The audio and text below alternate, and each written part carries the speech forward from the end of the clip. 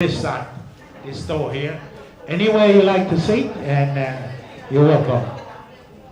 Welcome everyone. Oholei. Ofan.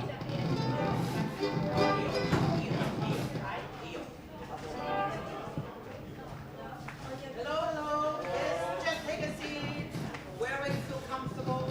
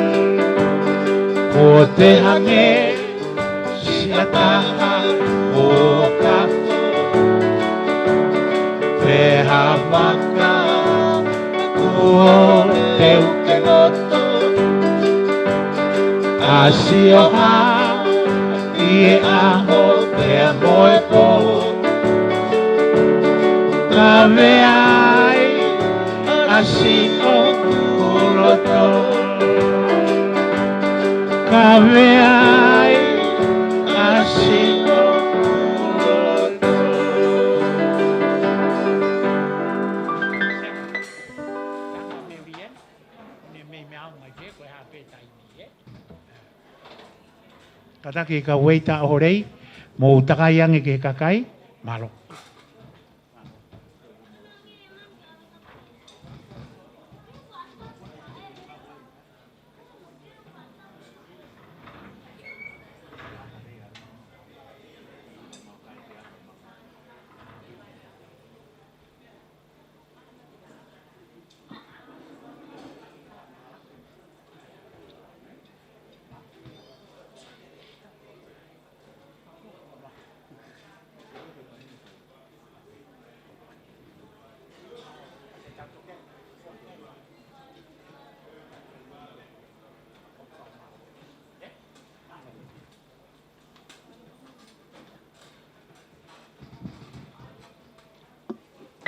Linda, take it now.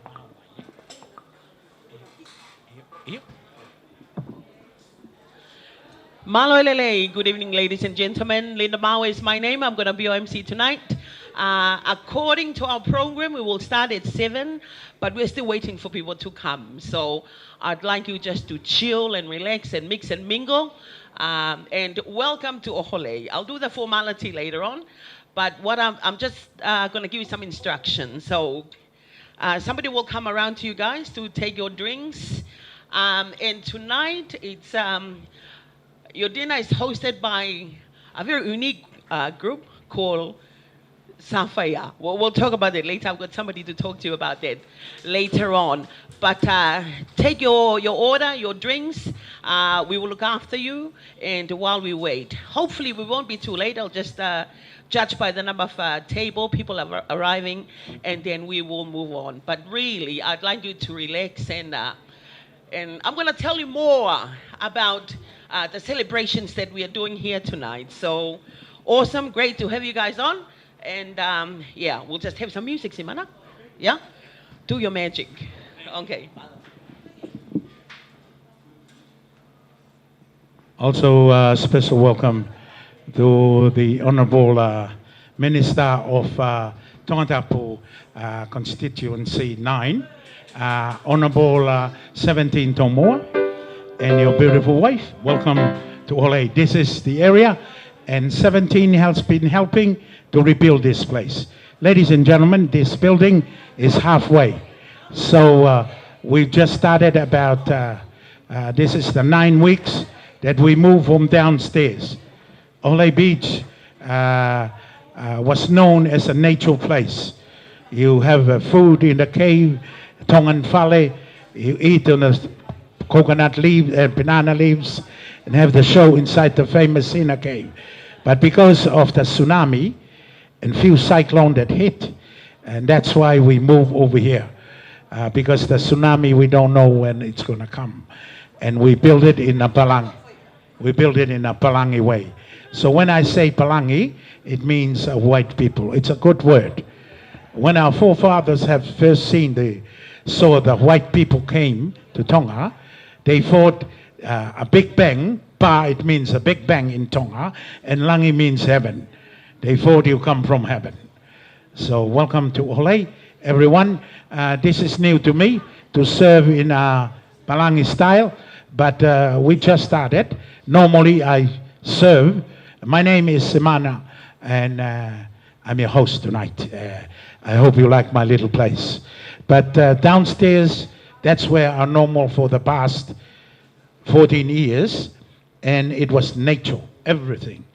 But today, the food, but only the place, we have to follow the health requirements about this hygienic, and also we have to build up here, so no more downstairs. We'll have that at daytime. But anyway, we'll do some, this is one of the Tongan love song.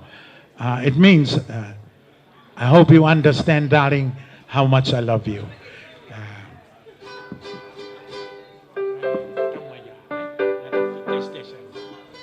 If you want, kataki kau serve Oholei, kataki ma serve kainga, he tainim no for beto tahai tu haina, how katoa serve kainga. Famare mo be kainga Tonga, ko mau kau serve si Leonie. Mo mai o te mo tukutoi.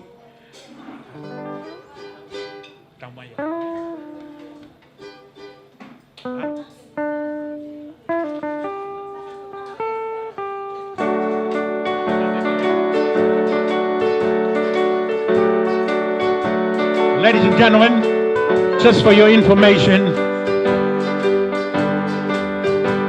the ladies' room on this side, this door here on your left, the gentlemen, men's room is that door down there. It's at the corner there. So, if you want to have a look at the view, we have a nice view here to Ewa.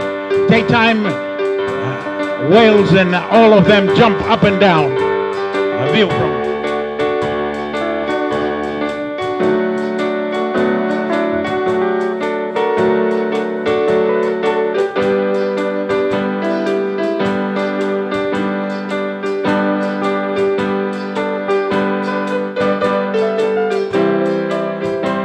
Paseni ke nahi whinimatua Tonga uitou.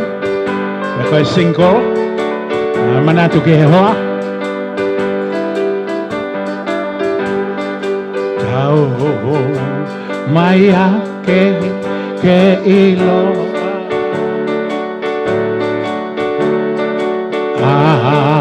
Si ofani kuatue.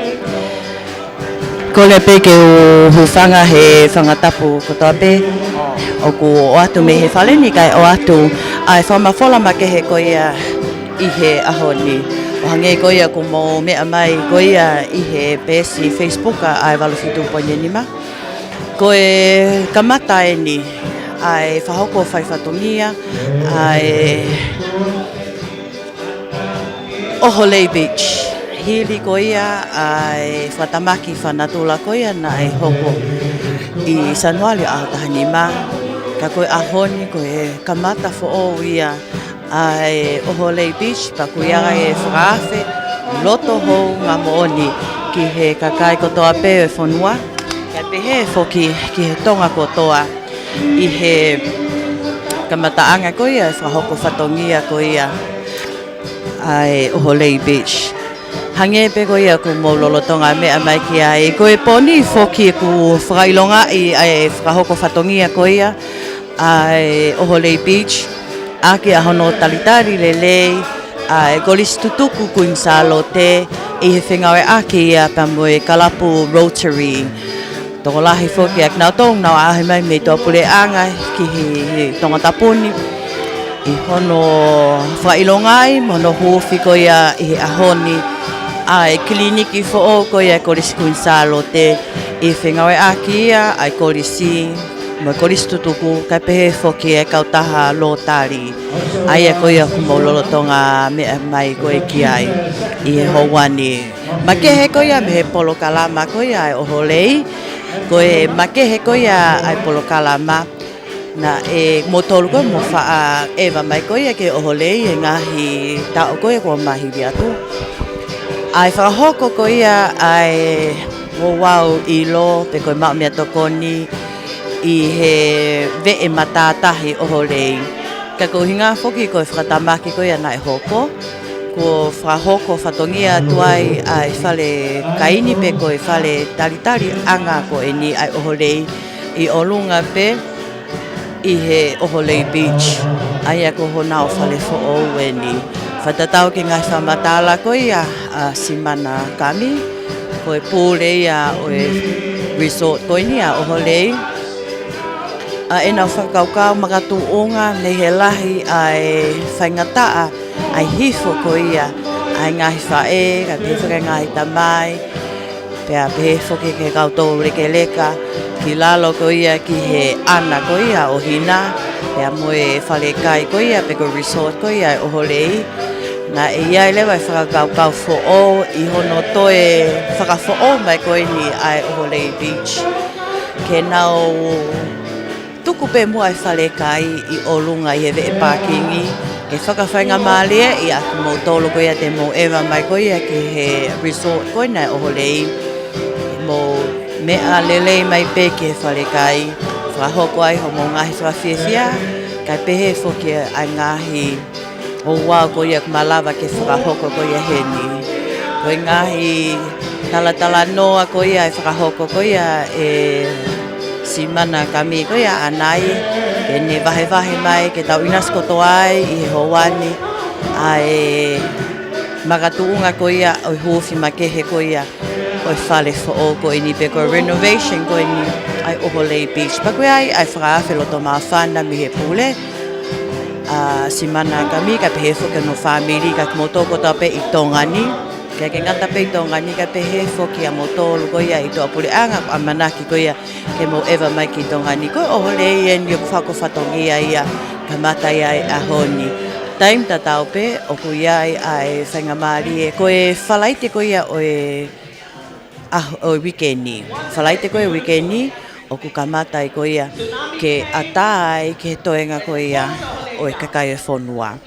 Aia koe ahoni o ku whainga maari e ai Kalapu lotari I he whenga aki koia me koristu tuku kunsalo te, ke nau hango whakailonga ai whale wha ko eni ai lo tali, ka pe foki ai Oholei Beach I he ahoni. O kia pe nau ki polo ka lama ko osi tuku mai, aia koe polo ka lama, koe koristu tuku koe ni koris kunsalo te, aia koe koristu tuku koris kunsalo te, kalasi o ta hiva whāwalu, aia ko e nau whaia ko whai whekau toke tāmele ana puloka.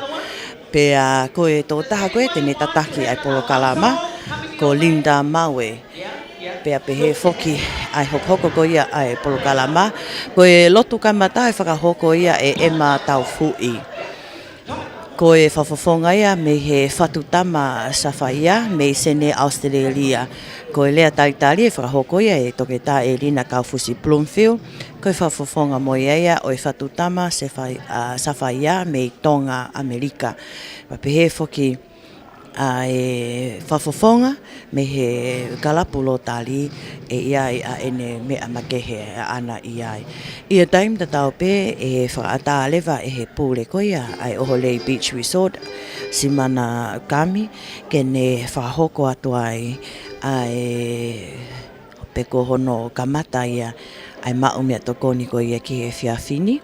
Pai kei ke ngata e iai pe foki ai ngahi hiva, ka pe foki ai ngahi Taolonga. Pea koe taumua koe ia e whiawhini, koe whiewhia, ka koe whiewhia ia ai kolisi tuku whatutama sawhaia whetori aki, kalasi tahiva walu taha kolisi tuku koe ia ai kolisi kunsalo te, tahiva walu taha. O ko heni foki he hoani pia moso nuu whinianga nofo, pe tokoni mai ki hono o ata ngahi o ngongolelei ko ia I o e whiawhini. So nuu ka pau te ke whakatala noa mai I ho o whaahi mai ko ia ki he Oholei Beach I he taimi ko e. Ko hao ngahi manatu meri e na ke whahoko na ake manatui I he taimi ko ke whaahi mai ai ke Oholei. Ki mua ko ia I he whale ko e ni fo o ko ni ko whalele I ko ia e he Oholei. Mahalo apito Marianne. Kau peke u whiawhia whakataha pia mo e polokalama I whiawhini. Ki whai he talanoa meri e ki matatahi koe ni. Ko tui koe mea lahi pia koe ririu e ngahi mea lah. Koe ane a whina whakahoko e ngahi polokalama I one pia mo e matatahi. Pia I he tuku au mai koe pereti koe ngahi polata. Pia me he sino e ngahi siaine mo e fusi. Pia koe whare na langa ki koe taha pe pia me ngahi kaunga api. Pia mo loto api ni pe foki. Me siare mohe mohe. Pia mono ulu niu. O langa ake ai whare koe he matatahi. Ka I he whaituutuni koe ia ana tula o hoko e ngai whatamaki na tau situ a mea e tahani masa anuari. Pea whai e whakaukau koe hange koe na e lawe ke a Marianne. O hoko e ngahi mea katoa. Ko o piriki, iai mono ngahi mama, pea pewhoke e ngahi pereti ki he mea tokoni. Pea ngahi mea whou kuasi he pōni. Pea koe mea lahi whoko hi, koe tau hi whoko ki he matatahi. Koe ki whaalawa e mātua. Nau tolu ki he tau ni mangofulu, whai atu ai ki he mangofulu tupu. Pea na ia benga hai mea lere na whetuku aki nau tolu he kuahiri. Ka koe he lolotongani, ko te hanga tonu mai peke he pākingi. O hifo lue lelei mai ki he whetu whai anga ilo, mai mauanga mea tokoni. Ika inga tahi pe whoki o ku kau whoki e matatahi nia I hono pusi aki e ngahi mea whakatonga pia mei wholoa. I he ngahi hima, ngahi mea whakahistoria. Pea hange ko ia ko na hoko tono pe matatahi. Ko te koe ki lawe pe ki ai Marianne. I he manatu ke whatongia na whai I matatahi. I he kuohiri pia mo e pōni. Ko te koe whalaiti koe ni ahaua. Na ke lawe ki ai ata ia ke kakai o e whonua ke na ua mai ai. Pea te nau wakai ai ke ngai mea koe ko whakamatala. Hange koe na ke lawe ki ai. Malo o pito. Io, malo apito so no time tatao pe foki o ko whatonga I atu o ku iheni pe foki ai ni o ka fa fe ku ka me game minister ko ia e moi pe ko Minister of Infrastructure Honorable 17 Dombo Ua pe foki Chief Secretary ko ia o Officer Palemia et ka koka me ni o e kau whakaafe o ku nau kau mai ko ia ki he polo kalama ko ia o e ahoni taim tatau pe foki ko e hoa pe ko ia o si mana kami o ku whaifatongia atu foki ki he toenga ko ia kau whaafe ko ia i he whiawhini pa kia he taritari whembari e ko e tau mua pe foki ia e polo kalama ko ia o e whiawhini ke whakahātu ki he tonga kotoa kai pehe foki ai kau wholau ewa o ka manaki ko ia ke nautu utai tongani i he wikeni mo e kahau wawe mai. Ko e kamataia i he whiawhini a e whahoko whatongia atu a e Oholei Beach Resort. Mo tolu koe mo whaahia mai ko ia ngahi tau ko mariwa tu. Ko e tauni o kia e ki liriu sii a e polo kalama.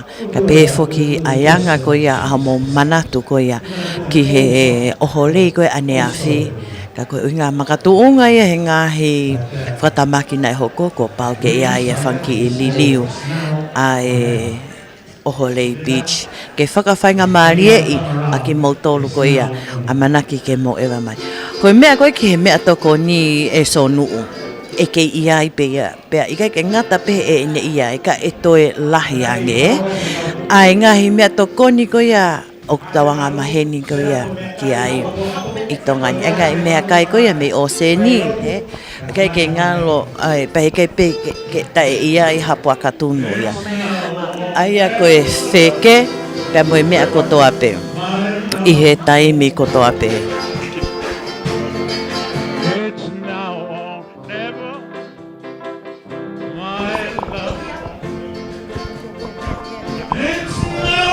Moni foki Marianne, dok wakaya koe ke te pili kone mea tokoni.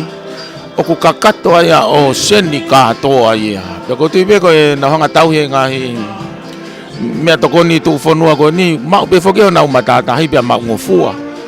Peka inga tahi koe nau ko siatu kai siaine. Kai pia moe hopa. Koe ngahi mea tokoni lele ia ke moi lele i foki. Ya kau tu e whanongo mai e kakaio e whanua, mo ki nau toko tape mea mai e ope. Te amanaki ke nau wholau mai ki tongani, ke nau kumi mai ki Oholei ni. Kau tu koe ngahi lau mea toko ni eni. Ai aku ia e ngahi mea kai palanis, pia lelei, pia whakatup moi lelei foki. Kau tu koe whakaukau ia e po ni, na e tupu mea i hono tauhi e si mana. Ko whela weweka ko si mana e Marianne, o nofo astereria, mo ne whanau, ala mau pena mo ui ai. Ka kou tui koe whakaukau ke foki mai pea ki tongani, he ne ofa he whanua. Pea whai e ngahi whatongia koe ni, pea ko inasi meria e whanua, he ngahi whakaukau pe heni. Pea lawa e tu waki atua ki tua pure anga. He kou lawe ia ki loto ki he ngahi te pire Marianne, o toko lahi e kau muri. Pea mai no peke te au koe kau memi pane kalapulo tari. Nau whengawe ak pea me Kristutuku konchalo te hange koe na ke lawe kia ene nai. O maui ngā upito ia ke nau lava mai o inasi e ngā i whiohi anga po ni. Whelawe whoke tā mea e me. Mea koe po ni koe, it is a live band.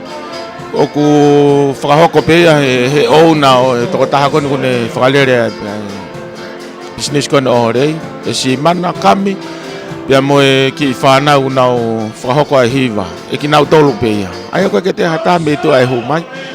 Hange ku nau loto pe ke nau fua e ngahi whatongia peheni, pia mo whakaari e te ai a tongani, ke kakai ko tape ku nau mea mai, o whakaanga e ngai whatongia i hene. Hange koe ko lawe ia ki loto whare ku mea e tangata heki minister, oi moi, ka maho no hoa, mo ki nau tolu ko tape kau ngau i tau ki prianga mamani. Pea mo ki nau tolu ko tape ku nau pou mai, ki he whatongia e whiawhini, o ku lawa ke tau tala e nau whiawhia, pea mo e nau o mai o whakaonga nau taimi e whiawhini, o ku tau inasi ai.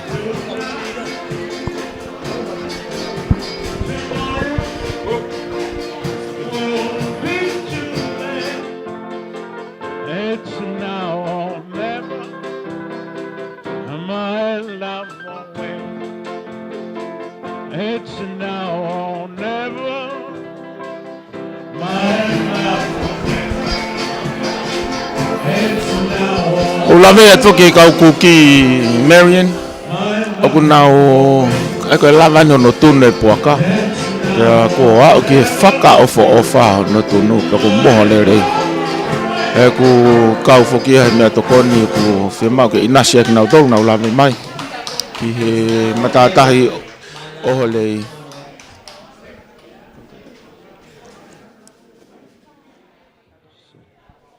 Well, the time is 7:24, everyone, and I think it's about time we start. Koreatu, famole tukmau kitaimi, katau kamata. A very big warm malo elele for each and every one of you from our friends from Australia. We welcome you to the Kingdom of Tonga. Ki talano e turiki koini, oreo ke kikore ke turiki koini, koia. Okay. It's great to have you in our kingdom. Welcome to our home in the ocean. It may be a dot, but it is home. And we are very proud of this dot. You guys are from the continent doing awesome work. And tonight, we thank you all for being here with us. Also a special welcome to the Honorable Minister of the Infrastructure. And every time I think of the Ministry of Infrastructure in Tonga, I think it's one of the most powerful ministry in Tonga. They control and regulate anything that moves in the land, sea and air.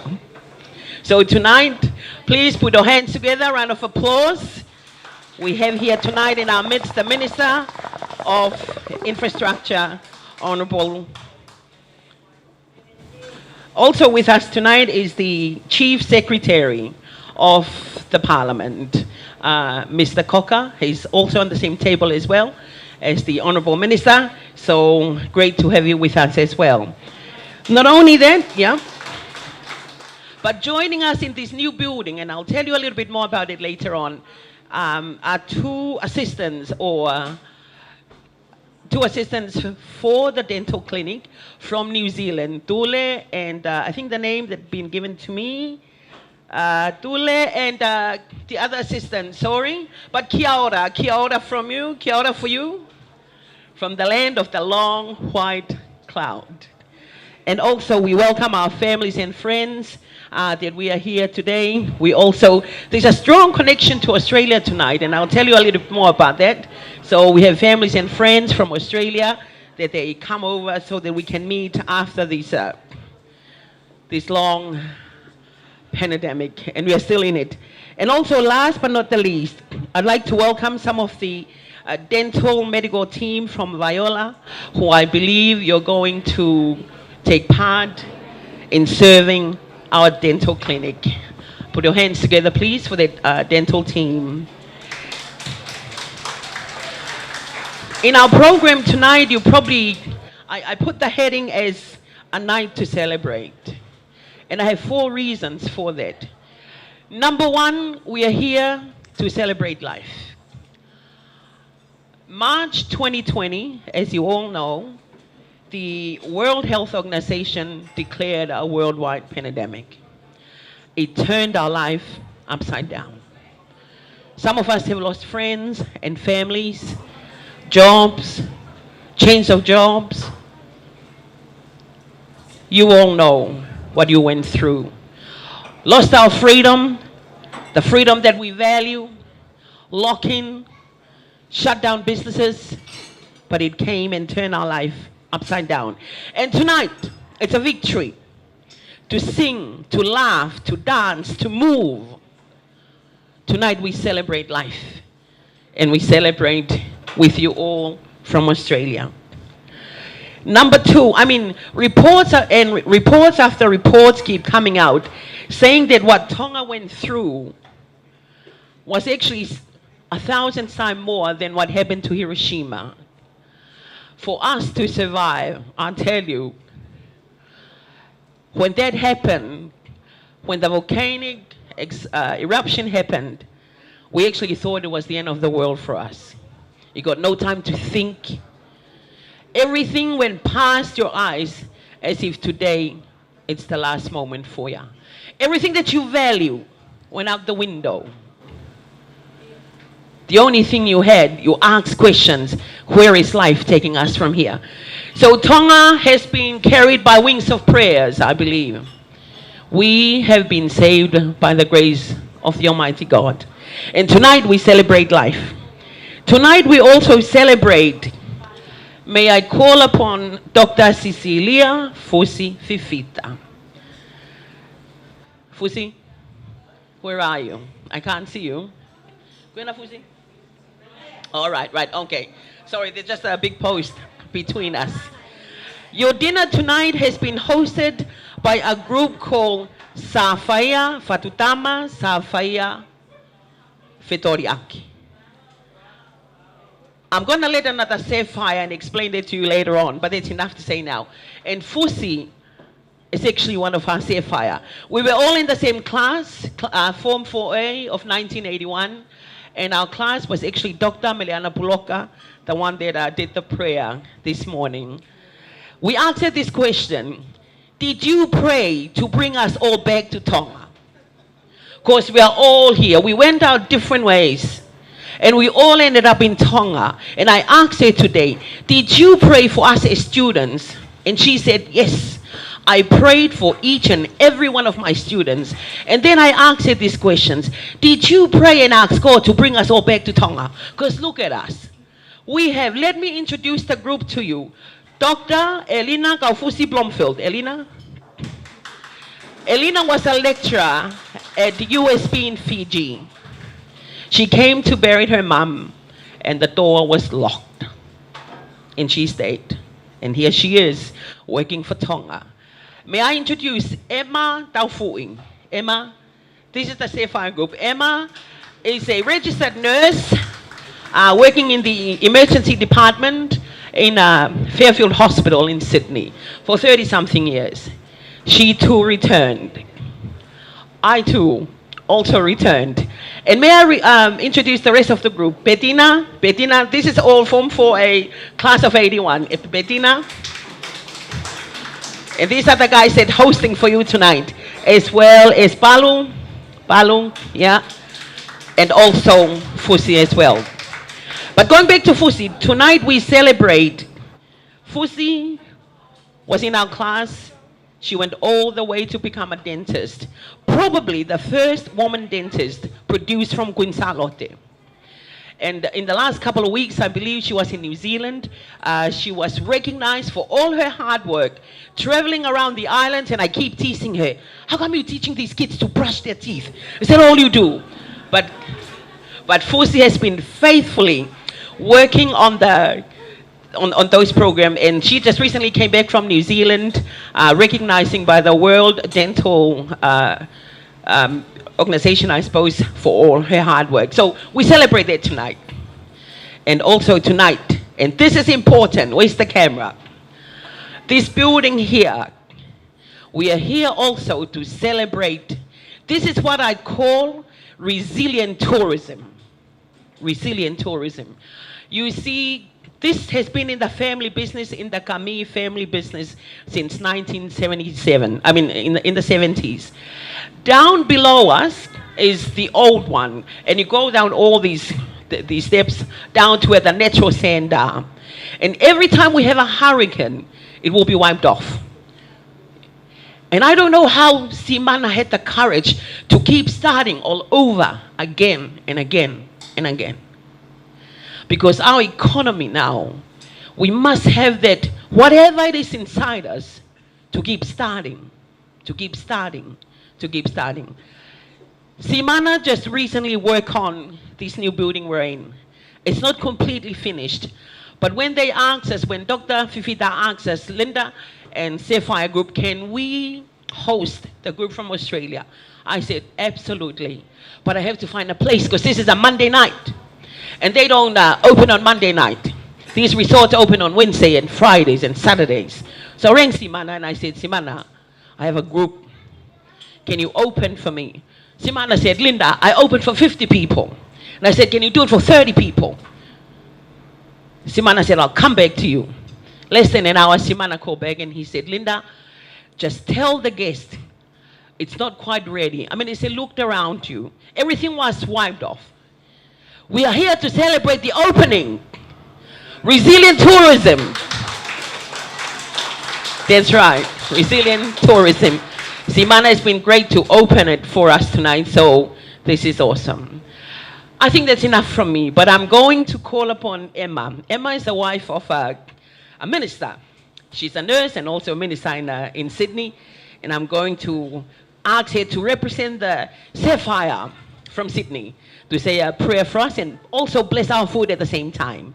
And after that, I'm going to invite Dr. Elena Kaufusi Blumfield to do your opening speech. Now, all these structures are what Tongans use on our normal programs. And after that, the night is yours. Emma, korea tu ka Emma from Moremore, ke mea mai dewa ka fai tau lotu. Kapag fema ka tama ke tai afo himi la valeri pe malakai. Iyo. I bring hatau ki hiva. Now lava na tolota. These guys can sing religious songs as well as love song. So I'm gonna ask them, hold the love song. No, do the love song for Jesus first. Yeah? Okay.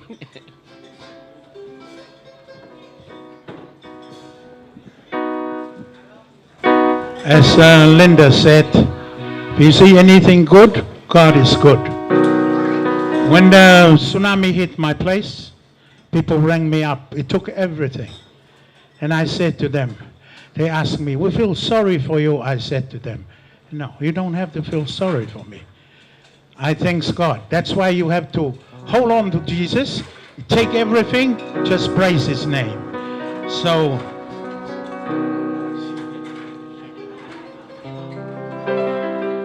there's two verses of him. It means, Lord Jesus Christ, we want to praise you. If you see those two signs there, Christ is the head of this house.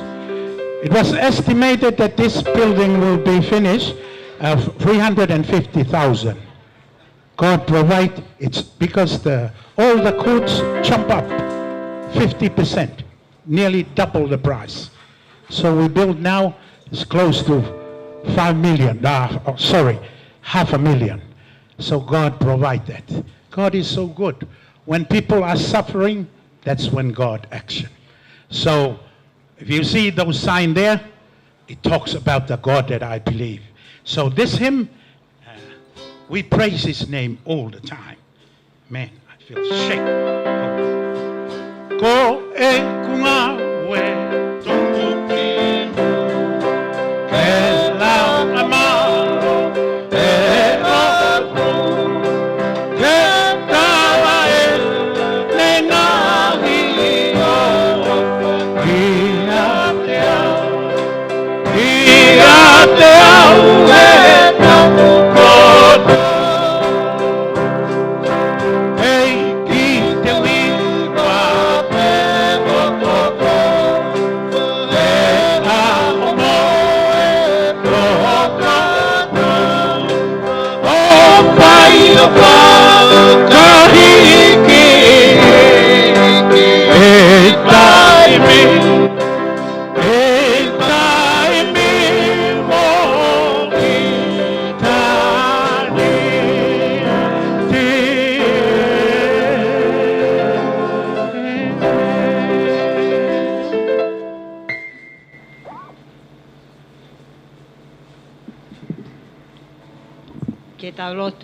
Let us pray.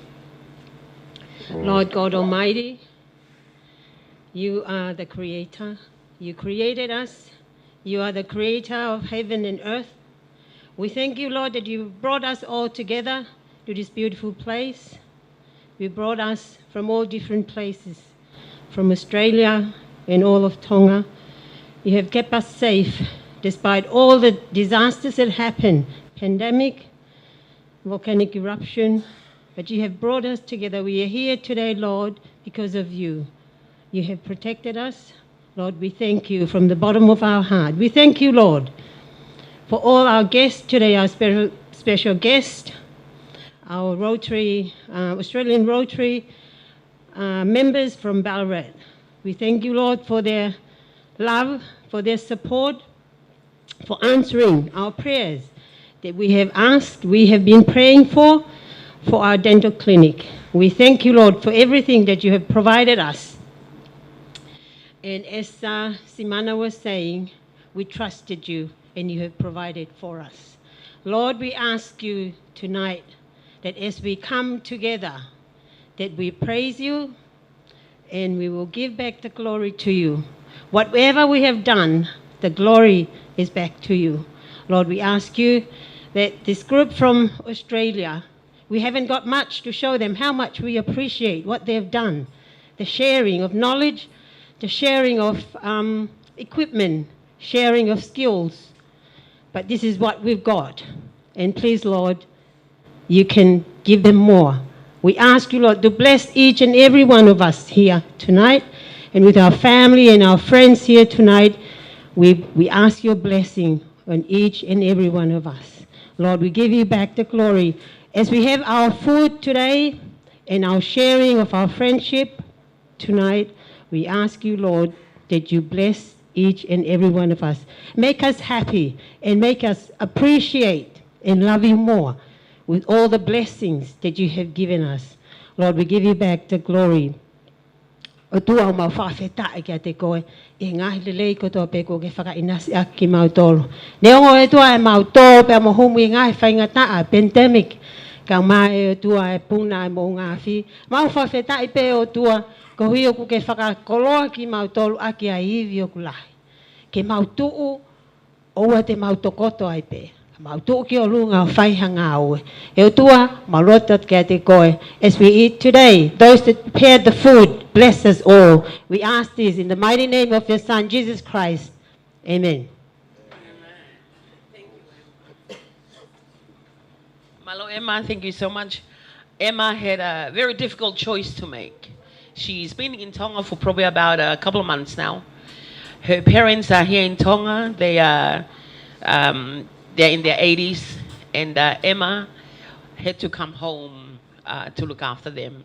Her family's in Australia, but this is what we do in these tough times. We also make tough decisions. Malapito Emma, would you please put your hands together? I'm going to invite Dr. Elena Kaufusi Blumfield to deliver your official welcome speech. Malo Elena.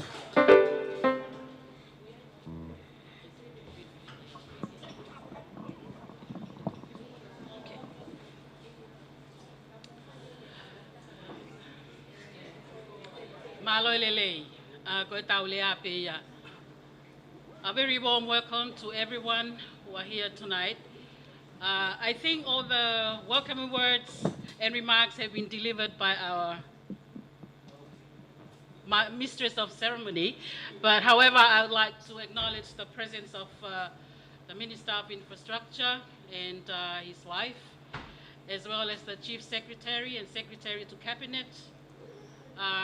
We are very happy that you join us this evening. I'm also happy to welcome the team, Dr. David Goldsworth and his team, which is the highlight of tonight. Thank you very much. What we are having this evening is a very, very small token of appreciation, very, very much incomparable to the donation that you have made to Queen Charlotte College. Thank you very much. We know this is not the only project that you have donated to Tonga. There are also similar donations and projects that you are currently working on. So thank you very much.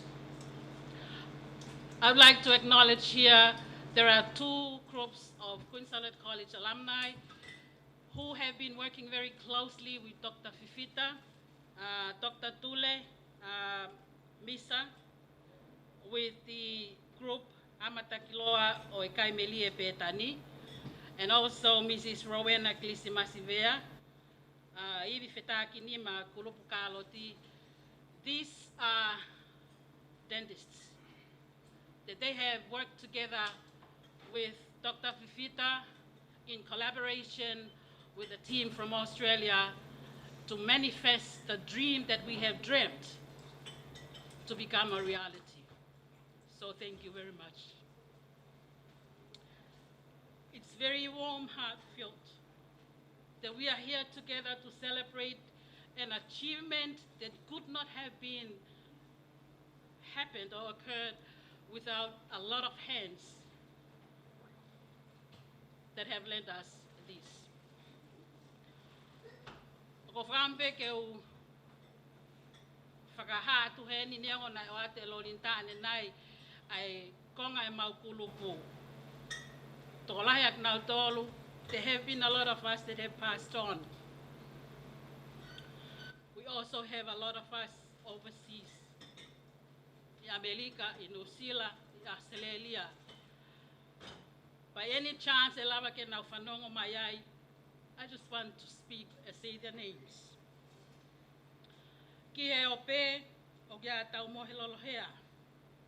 Ana fungalei, ski la tulo seli, asna te foto, siwa loua, mele tu yono, pisila moala, tolini tu holoa ki tuitahi, Olivia kawapol palu, na momele siukulu neongo, ko kore whamolmole a ten kapau kungalo hani ihi. Ko mautolu koin ko mau fitangu tui Tonga ni, kawa Dr.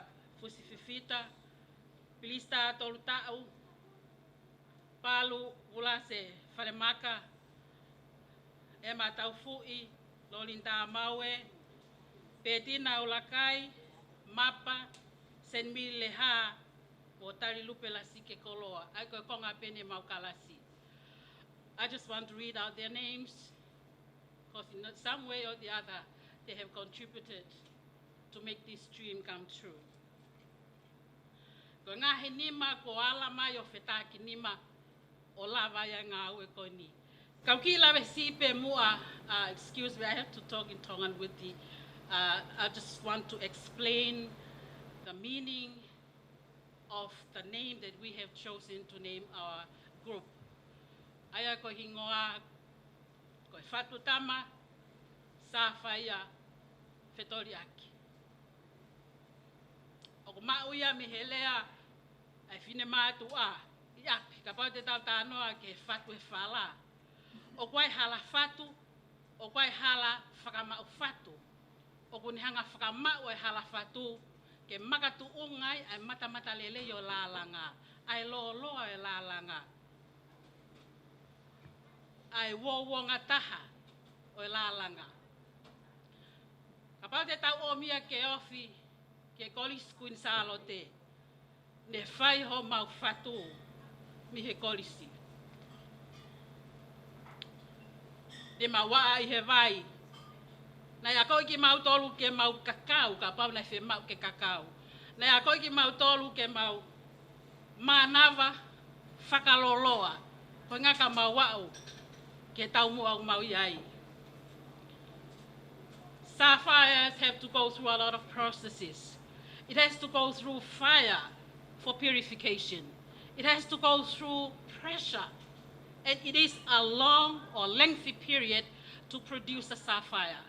That's what Queen Charlotte College have done to us.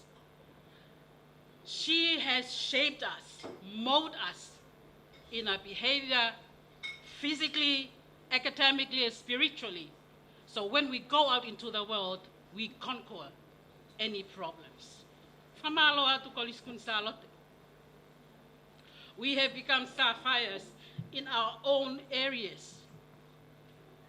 Ako whakaamu peia, a Tongatapu loka, na aku lotu ke mo ulo atu he takaha area mo iai. Pea na aku lotu ke mo whoki mai. Give back to the society. Ko e whetori aki, ko e whewahe aki, ko hae mea mau. Ko hae mea lorinta, palu, petina, fusi ok mau, ok wahe. O luvato, ko ene osia. We have been molded, we have been shaped by Queen Charlotte College to become sapphires. They emit light that shun the darkness. And we have shared skills, knowledge, experiences, and give back to the community and give back to the society. That is Fatutama Safaya Fetoriaki. I hope you will enjoy tonight.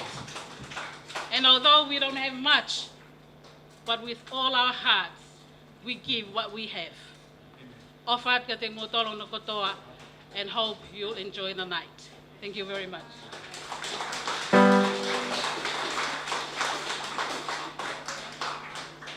Thank you so much.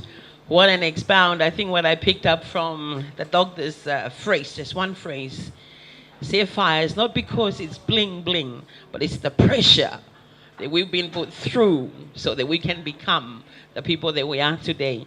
It emits light that shun darkness. And so tonight, we all have different darkness, I suppose, we come through in life. But we must go on. Just a couple of minutes to finish off, and then we will start on dinner. How did it start, this project for the dental clinic? Well, I believe one day we had the ex-principal of Queenstown College, Miss Barbara Pott, who was here in 1977 to 1981. She returned about 4 years ago just to have a look at the school and to meet up the old schools. And Fusi and I have been trying to make time to come and see her. I rang Fusi and I said, she's going to be leaving soon, where are you? And then Fusi said, I'm in Ewan. Then I rang her again, and then Fusi, I'm in Wahau. And I said, by the time you get here, I think Miss Pott has left. And that's exactly what happened. The day we went, there were a group of girls at QSC where you were today. And I said, where's the house where Miss Barbara Pott is? And they said, the car just left.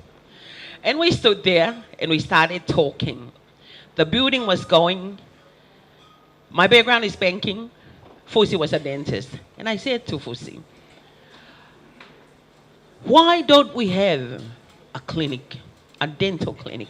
Let's do something that will transform the life of the school, the life of the students, and basically transform society as a whole. And Dr. Fita said to me, but where can we start? I said, we can start with our class. We can start with our class because they're all doing good wherever they are. All we need to do is find them on Facebook. I'll chuck the ball at them, and then we'll wait for the response. So we went our separate ways, the banker and the dentist. So I wrote to each and every one of them in Australia, and the response was so positive. And that's when it started. We have to ask the board, we have to ask the Queen. And as David said today, didn't you say, you must have a dream, start with something. Whatever the thing is, you start with it. The rest will follow. Thank you once again. That's how it started. Anyway, Simana, the food is your speciality. I'm sure we have so many dishes, but it's not my area. I'll just wait to partake later on. But tonight I'm going to hand you over to Simana so that he can tell you all about the beautiful dish we have. And also, I'd like to say this. I want to say this to the camera because we have people watching from overseas. Welcome to Oholei Beach Resort. You've been tossed and turned by the waves, literally. Did the wave come up? It did, eh? It come all the way up. But also in life. For those of you who are heading to Tonga, the Kingdom of Tonga, I know our families in New Zealand, Australia, they are beginning to appear here in the Kingdom, and they're everywhere in town. We invite them, yeah? What night do you open? Wednesdays? Friday? This Friday, when you hit the Kingdom, Friday and Sunday, when you hit the Kingdom, hit Oholei. You must come to Oholei. Anyway, the food is ready. We've done the prayer. I'll stop here and I'll ask Simana, tell them about the dishes, but don't forget, Malakai, we will have the lovely Polynesian. If you feel like dancing, dance. The night is yours. Malo. Thank you, Linda. Before we start, ladies and gentlemen, we got about 14 different dishes, all cooked in Tongan style. But before that, I'd like to introduce you, only 1 second, the lady that behind all this, my beautiful wife. Mama, can you come? Mana, come.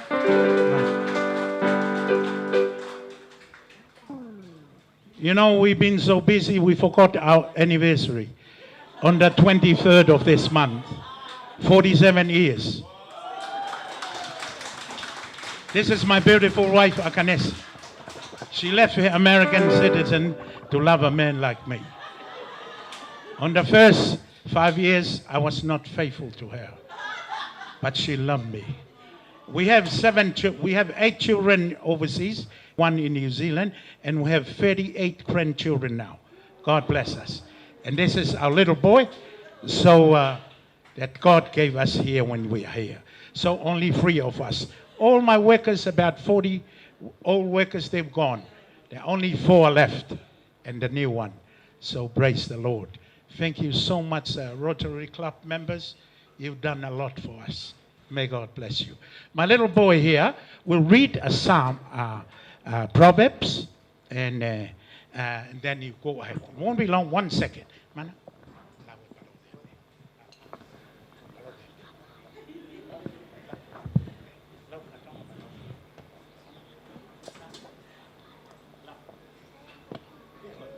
He said to me, go in English. Okay. Genesis 1 verse 1.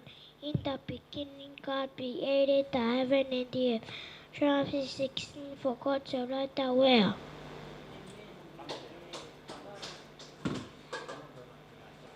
Barbrape Vital verse 5. Falala keiki aki akotaro to o fa aki kiopoto o. Trust in the Lord with all your heart, lean not thy own understanding. Thank you, Mana. We got some more, but yeah. Ladies and gentlemen, we got 2 serving tables and combined in 1. So some of you can come up that door, and some of you come around this side. Just to remind you, the restroom for the ladies over here, and the men over there. We got about 14 different dishes to choose from. And in our culture, we won't let you go unless you have all the food in there. There's a little spider that, you know, the spider in Tonga is not harmless. So we used to play around with that. I saw a little spider come there, but don't worry about it. My little boy will get it out. Anyway, ladies and gentlemen, you're welcome now. Go ahead. Go ahead, Tuliki.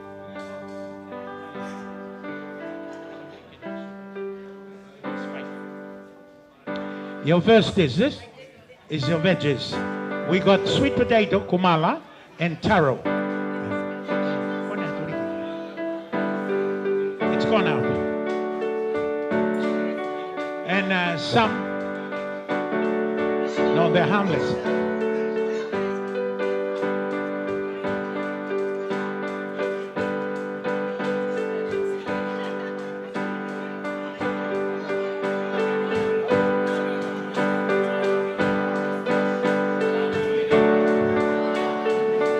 Well,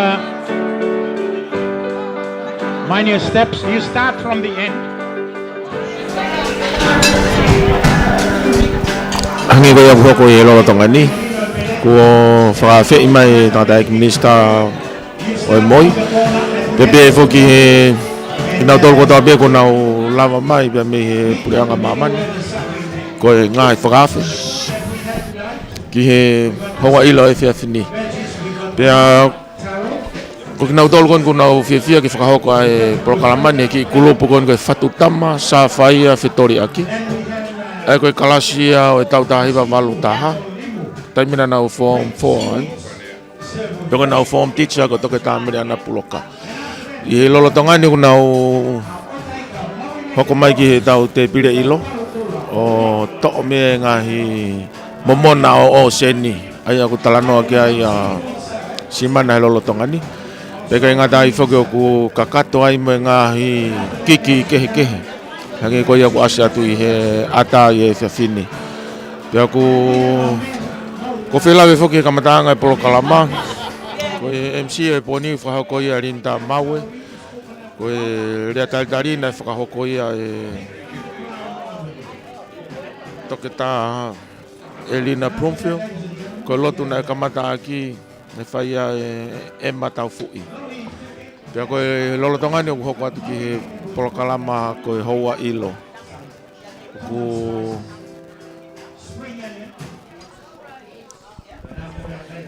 Koia foki e sonua nge pe koia ko mo mea mai kia I he basic broadcasting I he Facebook. Ai nau tolu koia ka koe kau me mi pai ni o nau kau mai koe ke lotali. Oku toki whahoko whatongia foki ai Oholei ia ki he toenga koia o e kakai whanua I he whalaite koia o e weekendi. Ka koe uhinga foki ke mao koia he kalapu ko eni, kalapu lotali, e whengawe aki koia me korisu tutuku kuin sa lote. Ke whakailongai ai lava lele e ngā ue koia ko whahoko koia I he whiawhini, ano whalele I koia o e Oholei. Ko hinga ke nau whakamana I aki. Whakailongai ai whiawhini aki e nau poupou mai ki a simana kami, a pefa ka no family, a ke nau lava tonu mai, nau au tonu mai leva ki he whiawhini, ke nau, kai ke lava, ke ngata pe sonu, ke nau ahii, ai mea kai Tonga. Mea kai o ku ngauhi pe Tonga, ni o au ke puaka tunu, me ngahi mea tokoni ko ia, me oseni, ai otaika, koe wheke, koe lungu. Hepe he foki ai tau vestapolo, tau salati. Ko inga foki, koe taha foki ia, ko tau tolu, koe i Tonga ni e sonu. O tau monu ia ku ikai ke ngata pe I he. O ikai foki ke whakatolonga foki e tau vestapolo I Tonga ni. Ko ngahi lele ia o ku mao koe i Tonga ni e tau mea kai koe vestapolo. Ma kehe ia, me he tau mea tokoni tuk whaholo. Ai pakatunu, ai kumala, ai otaika, ai hono whirio I koia, ai pulu, ka pehe foki a e tau pakatunu, a e ne toto atu. Koe whie mau ia koe ni e pule, pia mo kaungau e koe ne Oholei Beach Resort, ke mea I mai he ho eiki. Mo kakai whanua, I kai ke ngata pei Tonga ni ka pehe foki tu apure anga. Ko mau mea mai koia he weekendi, mo tolu koe mo osi I Tonga ni. Whalaito I e whiawhiko e ni, a tā ia ka ki mau tolu I he Oholei Beach Resort. Whakafoki mai koia e tau Oholei koia I he kuohili. O hao mai e koia ke tunga ko koia e tainimi. Ko taha whaki ngahi liliu koia na whakaha mai he pule e sonu ane nai. Ko nau whainga koin ke whakawhainga maari e I mo whakawhaingo fuai ai whewhanonga aki I he Oholei. O ikai ke toi hifo he ngahi stepu loa koen I ki lalo koen I ki he matatahi. Ma o peho mea toko ni o lunga ko pākingi peho mea lelei o lunga pia ke mea mai leva ki he enau whale kai. Ai e koen e kulotonga whahoko koeni. Pia ka pau leva ku ke fie lava tuko ia o mamata ki tahi. Ka pefo ke ana o hina. Pia ke toki lava tuko ki lalo. Ka koe tu e tainimi, ke mau mea toko ni, hei pehe foki o kuia he mo ngahi mea ke tātānaki mai I he kahao wawe mai. Ka o kia mo tau ngai floor show. Ka pehe foki mo toe, e toe lahi ange ngahi mea toko ni koia mei o se ni, ke whakakao mai koia ke e polokalama koia, ka pehe foki a hono toe whalelei I koe ni a Oholei Beach I he ahoni. Malo apito Marianne. Koe wakai at koen ke angai tuu koe ai ea. Mai no ko hiki mai whaku pia mei lalo pia mei matatahi. Ok toi ki ea lele iangi a hiki mai koe ni. Whatatau ke tau nofo koe ni o ko angi hiki mai a ea pia o ko manifnifi lele. Whilawe pia moe mau e tau mea toko ni hoa e whiawhi. O ko lawe maari e mai ea e whiawhini. E taimi tatau pe whoki. O ko mawahe au pito mea me he kolo. Ai tuanga koe no Oholei. O ikai uwesia e ngahi api nofuanga kau ngā api. Peke ngahi api nau wofi mai mamao au pito pepe me nau tolu. Pia tau atai nau pito e whio hi fie au whahoko I he whiawhini. I he ki taua koko ni. Pepe whoki ki he kau me mi pa kalapulo tari ku nau I tonga eiki e ahoni. Pia koe ngai whatongia ku nau he ni ai. Kia pia e whakawhia kia teki motol ko tapia, mo mea mahe o pia mei tua pureanga. O ku whakawa, ai wharekaini, pe koe ki matatahi koe ko Oholei e aho ua. O September koe a whalaite ia koe ni, pia moe ho ata sa pate. Aia ko hono wha ia o September. Pia hoko atu ai pia. Tau whanonga atu ki ni e whai tau ki he koe kuata, teu e kuata September, mai ngahi whae, mo ki nau tolko tapia he ngahi whungawaka o e lotu.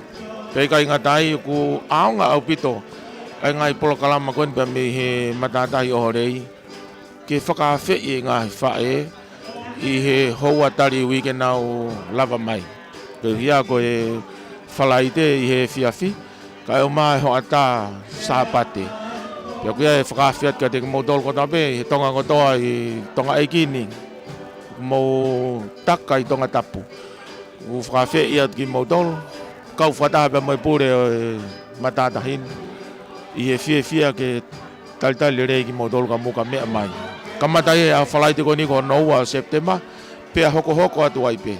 Whalaite pia moi sapate. Pea e whakawhiat ka teki motol, te whulau mai me tua pureanga, ko mō ngahi kāinga ko tāpea, ko mō amana ki tōta ki tonga eki, o kua tā apito ai matatahaini ke mō kau mai ki ai. I kāinga tāpea whoki ki he whakahistoria o ki matatahini, te ke au tonu ki he ana o hina. Motol ko na mō osmea mai ki mua ki he ni, nai whakahoko ai e vilo afi, Taolonga afi, ko e ngahi souke ke whakatonga. Ko te unau ke i puke pe he matatahini. Ko e ngai whakotō ki ai, e ai pia taimi he pōni, e whainga maari, ke whakawhi i ai pūre matatahini, na si mana, ke ne toki whakamatala lele i atu, e polokalama ko nau teu. I he whalaite koe ni, bea hoko atu ai pe. Ko te mau mea mai pe, ke ngahi ata e mea toko ni, kau maa ki nau tolku nau fia i e pōni.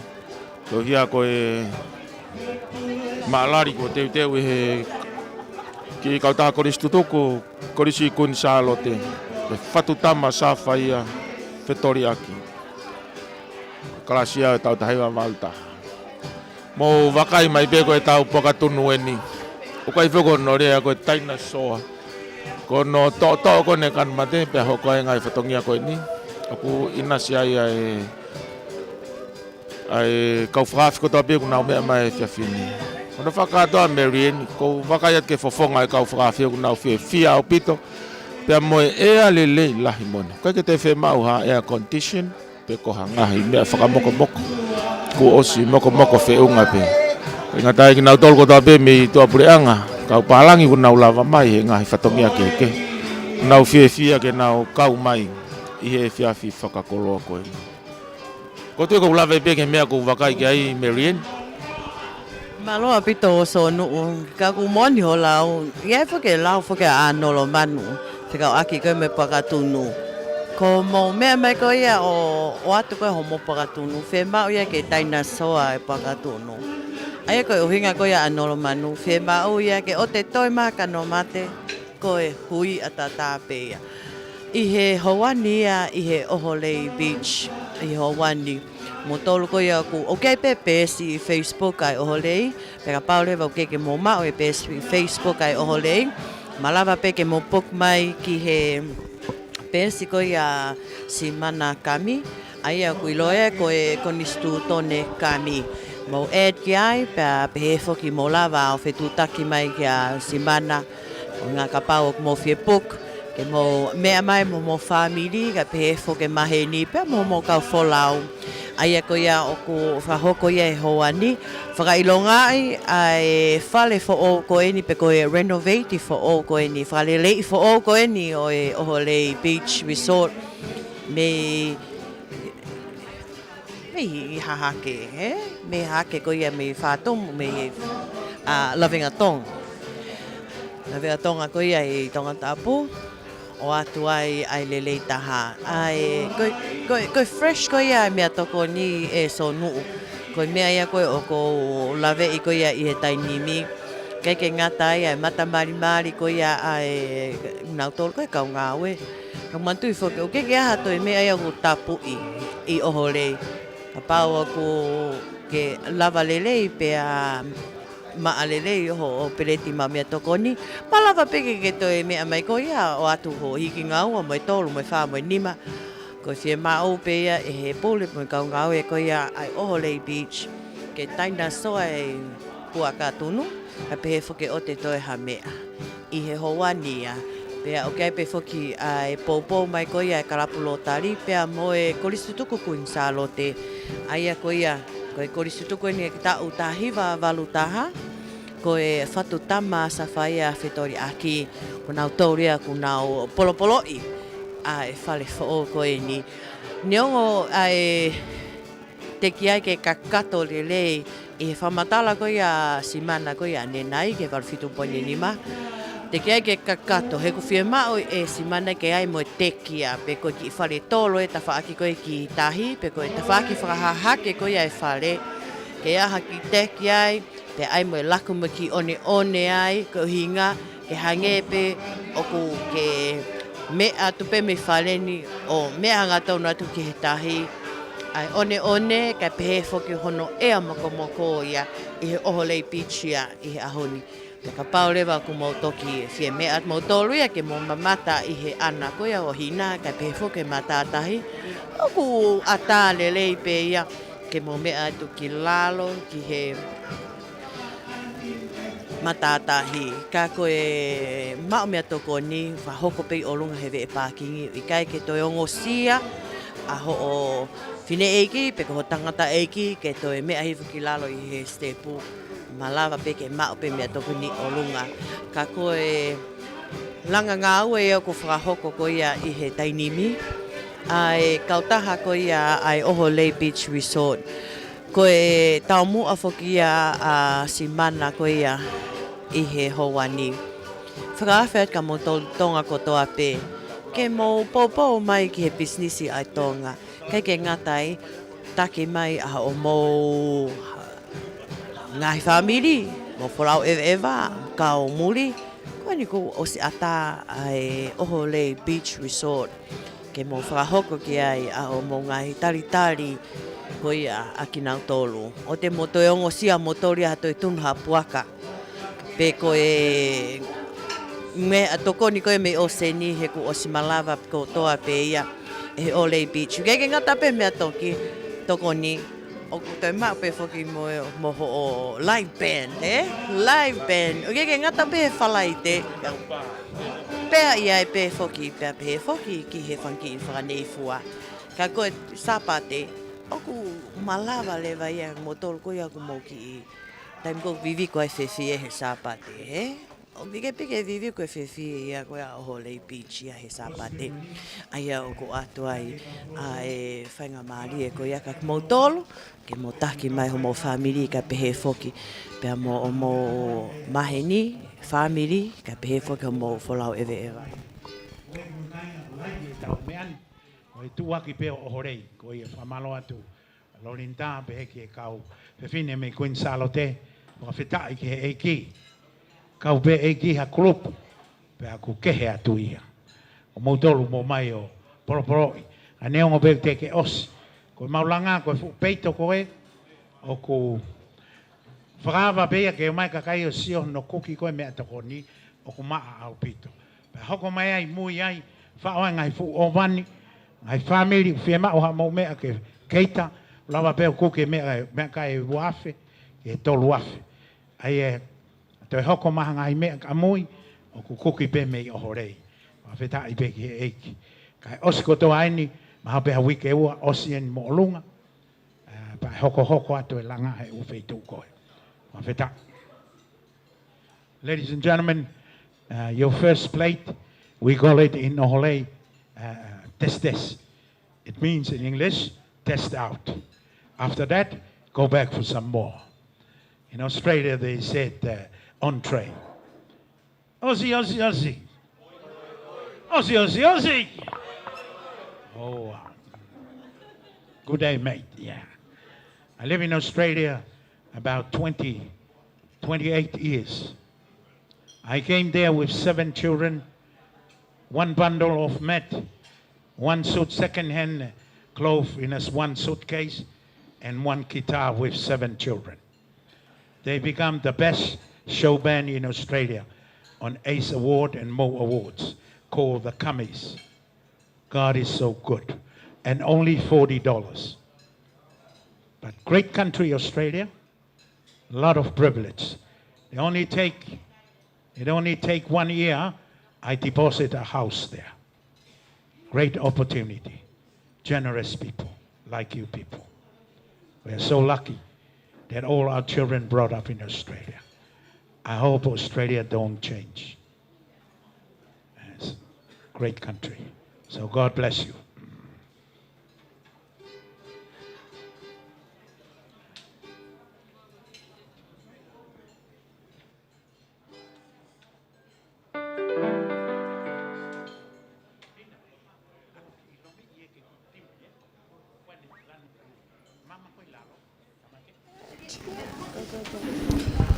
Toi be aho ua beta wi kuna e value mahina. Aho ni foko aho wahi vai ao September.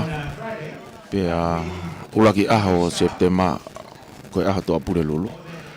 Pe ko aho no wa ka falai te whakawa ia wharene pe magnau tolko to pe o tongan. Pe magnau tolko to pe ko mau ke puka maha nau ngai function ko tu te mo fetu taki pe mo o nau e matatahini. Ko whela me foki e Marian ki he tau polo kalama. Kui ke mea ki nau tolko tape mi te apure anga. Tau lama pio live ya tuena nau ngai polo kalama whaka whamiri. Ngai polo kalama pe heni. O au peke ngai malanga. Ka te nau whetu utaki mai foki tau whetu utaki. Ka tau lava o ngau. Te lava ki tala noa mai ki ai. Kui ko ki nau tolko tape mea mai. I tau live ko ia i he whea whini. E anga whe nai hanau totongi mai puka nau whetu utaki mai. Ko hia ko hanau ngahi live e whe mau pia me Tongatapu ni. Pia me tau ngahi mea ngāue. E sonu mantu i foki ko e ngāue foki ko e ni ko e ngāue ia ngo mātua Tonga. O kuna popo mau pe ke langa ko ia ai ngai whalakalaka ko i tonga ni. Pia ko e taha pene nau tokoni ko ia ki he whonua. Kono tuua ke atu ko e ni. Ai whale kai ko e ni. I he lolotonga ni. Oku ata mau pe ai le teo walfitu poini ni ma. Ke whahoko ki ai. Aho o kapau ko whiema o hao laivi. Ko hao pe hao ngai katoanga. Pe ko hao maari. Pe ko hao mea whaeiki. Pe o hange ko ako Oholei. Ke tuua ke atu mo whakailo. Ke ho eiki me kakai whonua. Ko eni, ko nau tolu eni. Neongo ko ia ai whatamaki ko ia nai hoko. Ka oku kei tuu pe Oholei. Mo e ngahi mea kotoa pe ko ia oku nau mao. Ko uhinga. Ko i whakaamu ia ko ia ai pule mo e... Ongo pule ko ia walfitu ponini ma. Ke toko ni ai Tonga. Whai ai ki nau tolu. Ko e hape ki ngaue ko ia oku mo whakahoko i Tonga ni. Malawe walfitu ponini ma toko ni i ki mo tolu. Ko e totongi ia so nuu wha atu i pe ia. Tau totong whakatonga pe tau tolu. Tau totong whakasunami pe tau tolu ia. Ka ko e mea te po ko hono whaka o atu aho o tau mua. Aia ko e tau mua, aia ko ia e pule ko ia pa me kau ngau e Oholei. E kai ke ngata pe ke ia o ki tongani. Ka ia o foki ki ho tau kai ngā ki tu apure anga. Ina tolu ko e kwa manaki ke nau tuuta. Ai nana osi i tongani ko e ahoni.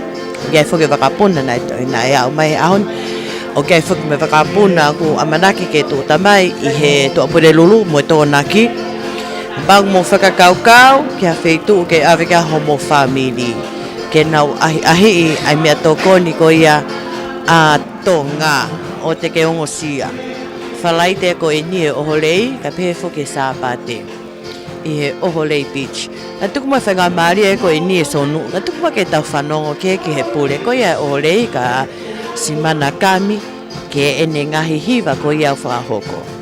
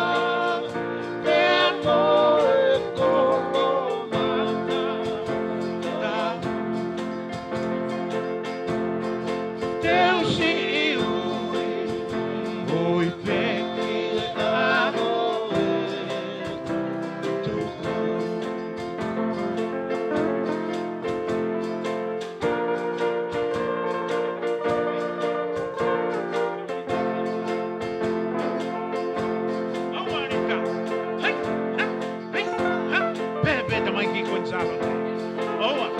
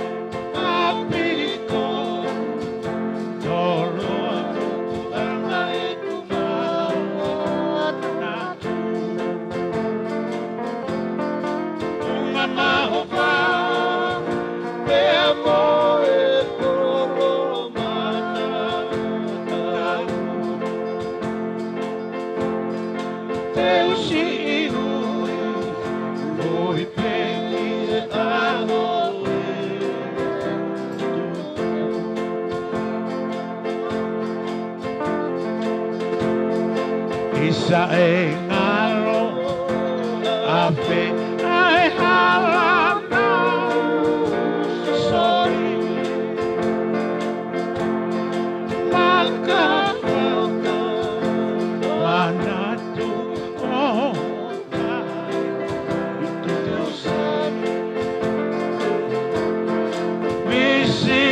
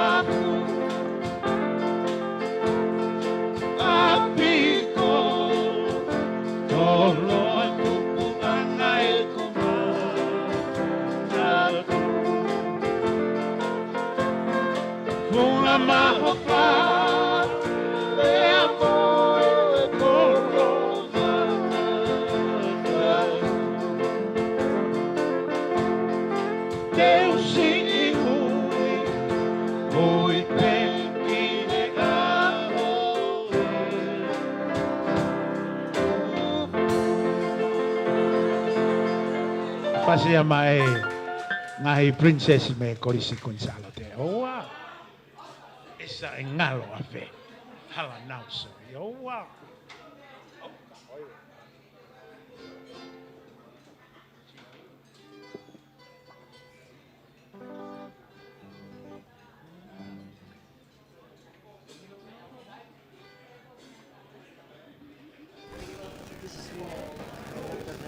Oh yeah.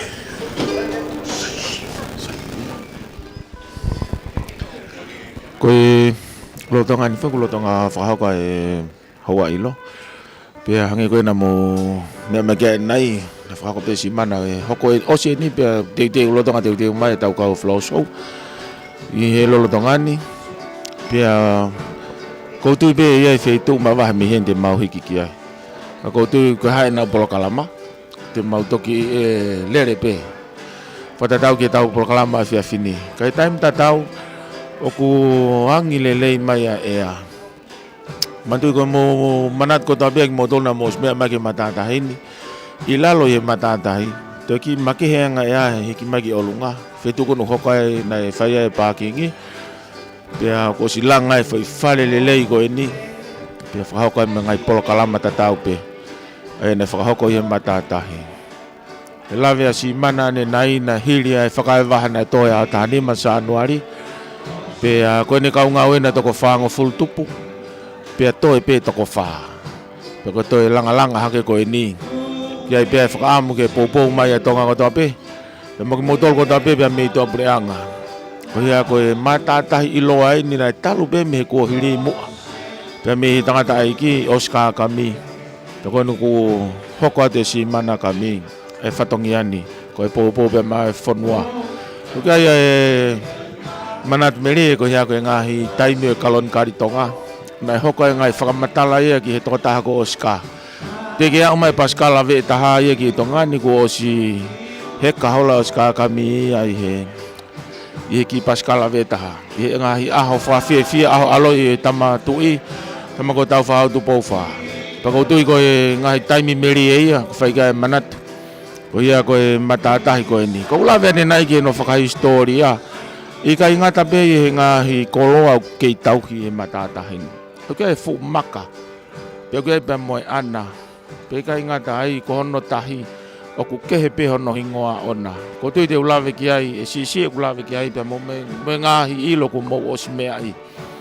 Ko ngahi whatongia ku whakahoko e whiawhini ko e hoa ilo ia e whiawhi. Pe ko e hono ngahi polo kalama nge ko ia kon ko whakahoko e lava le rei pe ha ngahi to wako family ngahi whiohi anga lotu ko ngahi koristu tuku me ngahi kautaha ko tope tena ulava whakahoko. Hangai whatongia pe heni, i he matatahini. Pe i he taimi tatau pe, e ao ngai pe mo mea ngau e whaema walu fitu point lima. Ke mauhanga whakahoko atoe ngahi polokalama ko ni. Mea ngahi tapa ke pe o i Tongatapuni, iwa waulahi kau maha pai, whunga whanua meongo niwa. Pe au kia e tui, ko tau i nasi. Ko motoli toa purianga ko mau mea mai, hange pe ko tau i Oholei i he whiawhini. Angi mai hono e au tau ongo e ku ki moko mawahi. Hiri ngau e pe me ngai whatongia e weekend na tau iai. Hoko mai pe me sapate. Ko e ahoni ku tau lava mai. Ho ia te ngai kawenga. Ka tau kamata wike whaoko ni mono ngahi e alelei. Pe kanoni ake mea tokoni.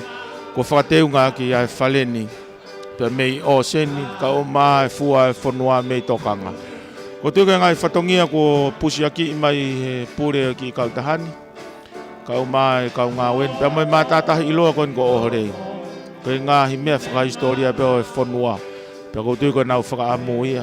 Ke pusi aki mai ngā hi mea kai tu whanua i he whanua. Ko whakatuk mo i lelei whoki. Mo mea mai pe ko e tangataini kune whakarea e tau ngā hi mea rea. Ko si mana kami pia mai ki whanau na nau toe mai te mea kamataanga o e matatahini o ku whakamawhana pia wakaiat ki e pā ko e hoa o whena peia o si mana o ku ngāo e pia mei ai ko tui ko e whepopo waki ai ngai family ta me ngai tapa ke ku tau ngāo e mei ai whampe ke tau tou whakataha i ngai e whiawhi peheni ki whahoka ngai whatongiani. Ko tui o kuongo lelei pia hongo maari atu. Ki tua pureanga ke te kumotolko ta pia kumau makai mai. Ko Oholei beach. Iai hono ngahi talanoa. Ngahi tau olunga mono ngahi whaiva whakatonga. Ngahi whaiva tu whanua.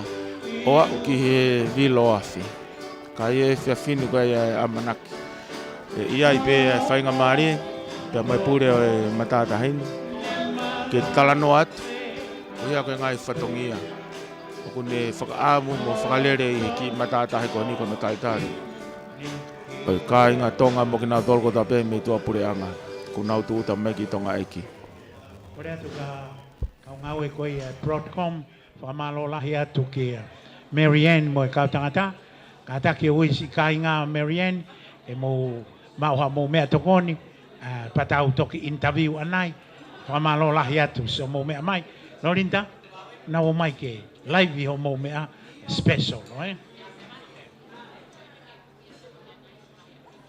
Ka inga tonga, mea tokoni e ulahi au pito, ko Oholei pe is all you can eat. Kai pāhia, tau pe. Ilo pe ke pāhia, tā pe tā mea whakalotu i ai. Whalaite, ko show. Ai ko mau show ko nina toki ako i pe. Ko ki group for owen, toi pe toko wha motu. Maari e tau mamalakai me New Zealand. O te ke whihi atu ha Māori. A ko peange ki ai. Hai mea o wha whaaoa e kau tama he tori o tūkia he kau whine mātua Māori. Tama e moro kau. Mana, mea ko te whokatata ki a pikpe mai whine motua Māori ia. Do you want a cup of coffee, love? Ai ange fo hiva koe. Shame on me. Tau ki I change the beat. Kataki I Marianne, si take atu e whanau. Mo ui pe mea re ai mea whaita, ka mo mea ato kai he tainemi, e ne kei ma whanau. Kataki kau flosou, oua toi fukumiri lolo ke lahi. Nā ko ostalatu ke mai vasarini urak fotaki, ato ke alo e lolo o sei nai tu. Whawawe, koe kau sou koe ni hoi ki makainga, koe tamai ke whine eua, pa kurea ake a eua. Ka koe ki motu koe ko kalau, never been touched or never been kissed. Tā ia tu e malakai e hiva koe ni, na e tape vai whine motu a Māori no se.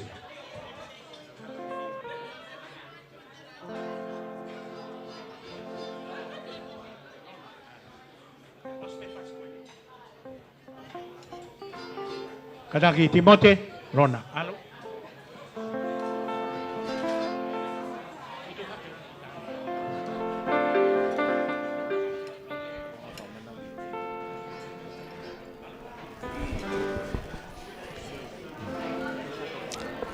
O tau ke whanonga pe whoki hoa ilo e whiawhini. Pe kofi e whakamanatu at pe au ia ngai tau tuu. Whakasio ka alafi o e whanua I tonga iki. Ko e wheitu maalunga taha ini. Neonga mataki e ua I lota whanua. Whungasia ko vei o ngō. Moe ngahi mounga. Ka koe ngai wheitu maalunga ini. Mau tangutu ko ni ko mau wakaile rei at ke whunga whanua ki e ua. Ka uma ngai matatahi ofi mai, pia ko mau wakailelei. Ko na kolo foki, kau maa fua motu. O hoko mai a umaki la venga tongani. O kua ipiho na ungahi lea.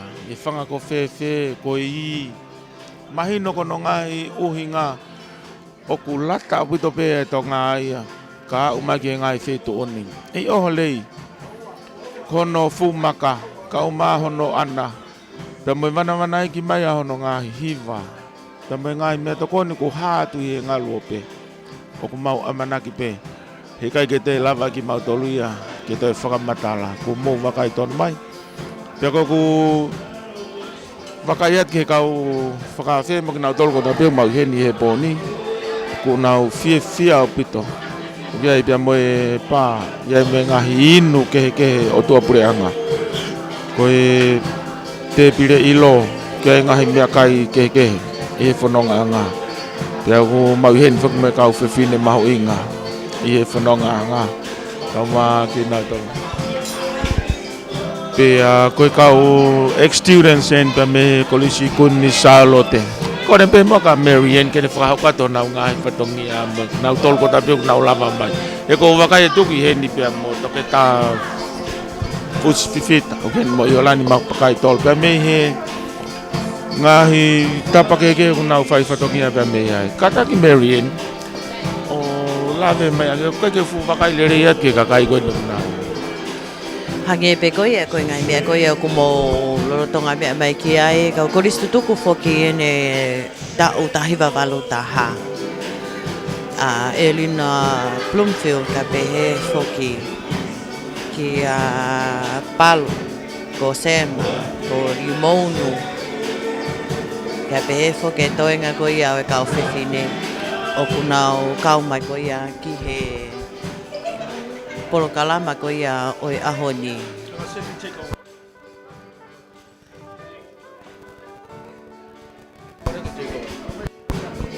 Kai he time tatau pe.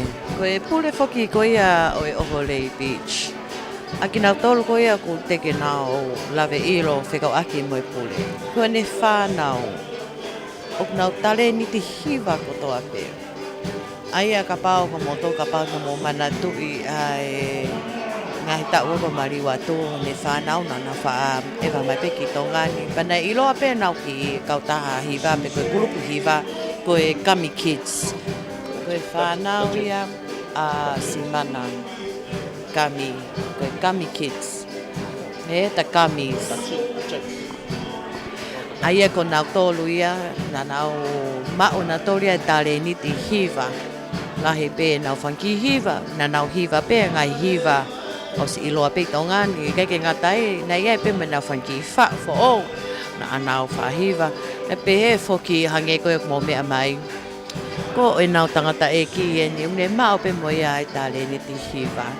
Ka koe motua Tonga ko e ni e sonu a ene ofa mo ni mate aki ko ia hono Tonga. Foki mai e me Australia ke langa a tongani aki a ene fotu ko ia ai Oholei Beach. Ko hinga pe ko ni feto konia ki Tonga. Ki he folau ewe eva. Ko taha foki ia ai ngā ue pe ko e industry e tongani e kulai taha e mao ai paanga mai ko e kakai Tonga. Ai tourism industry o kawai ko ia. Ai resort ko ni ai Oholei Beach. No fo se ni ti tongani. Vilo i tongani. Peko ni whakaamu ia neongo ngai whatamaki ko na hoko i sanuali au tani ma. Mau lahi a pito Oholei ka ke loto toa pe ia. Ihe ene tuia ana ia ke eiki. Ene toko ni mai ko ia ki ai. Malava ai ke whafo o ai ko ia. Ai Oholei. Peko ngai whakakau fo o koe nai hao ko ki ai. Whakawhainga maarie i whakawhainga fuai. A ki nau tōku ke nau hao koe ki Oholei. Ke nau ngata pe olunga e pākingi. Ke nau malava i o hifu mai pe me nau ngai mea lele. O mao mea tokoni ke whare fo o koni oku tau lolo Tonga. Whamafola mea i. Pako ki nau tōlu lewa koe nau whie au tonu koe ke ana o hina. Nau tuki kakare o stepu ki lalo ke matatahi. E whuka ke ana ke nā wao tonu ki ai. Kono no, koe taha pēni ni whonga. Ka koe hange koe ka whakatanoa koe ka simana ni nai. I he ene whamatala. Koe ofa tata pēni e ki malawa ki whahoko koe ia. Ai mea koe tawa asia koe ahuni, anu whafo o koe ni ai Oholei. Lolo tonga ni whakulo tonga uta tu e kau flow show ki he pausa ko ni fua motu.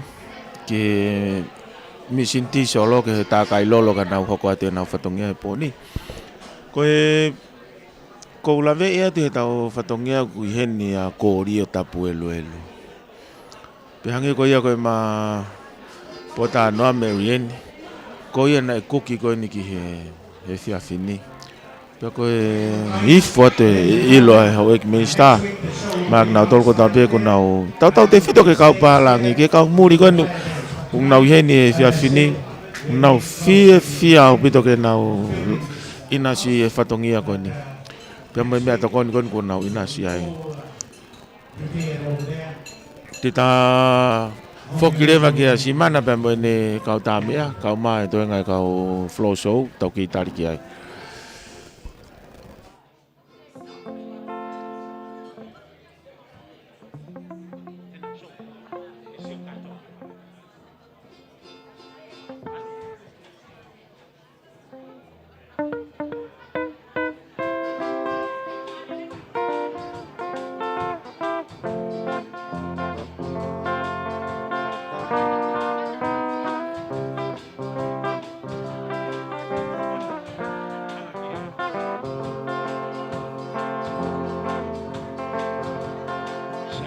Seu que siete no veo o falo si o toca o neta puke Twinga si o muka asi eteno Kei ulo i he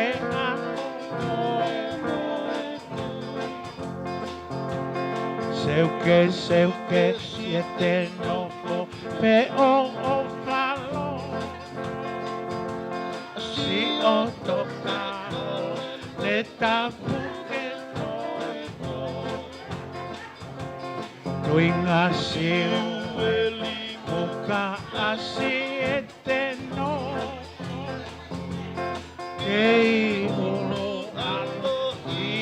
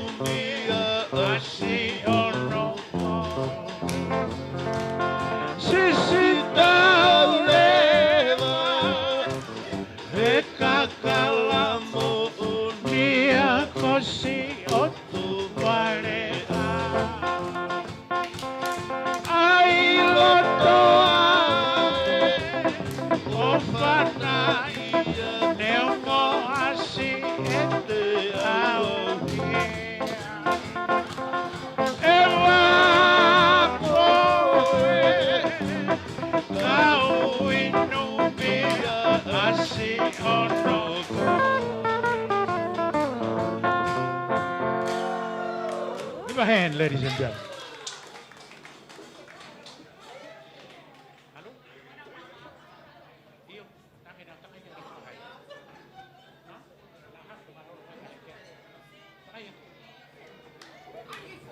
So when you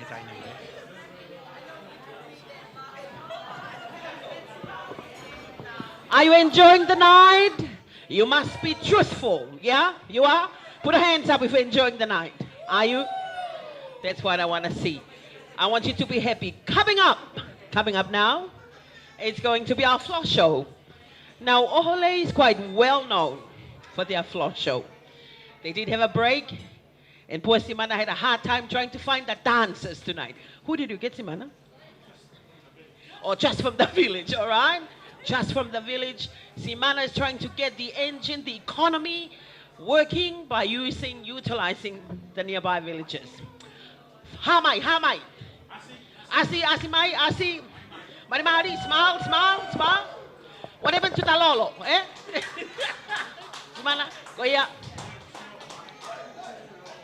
Tamay Simana hangko ki matutu lolo. Okay. When we come to the dance floor, we put oil. We oil ourselves. Simana, why do we oil ourselves, Simana? Why do we put oil? Oh.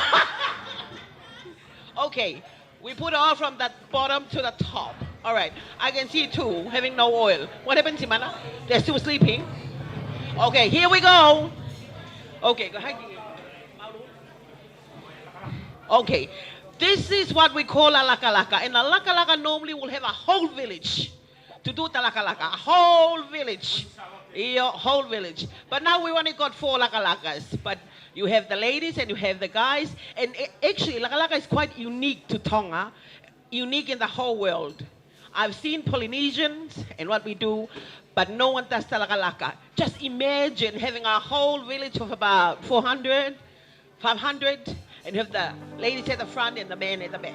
But anyway, Simana, I better give it back to you. What are you saying? Puno. Puno.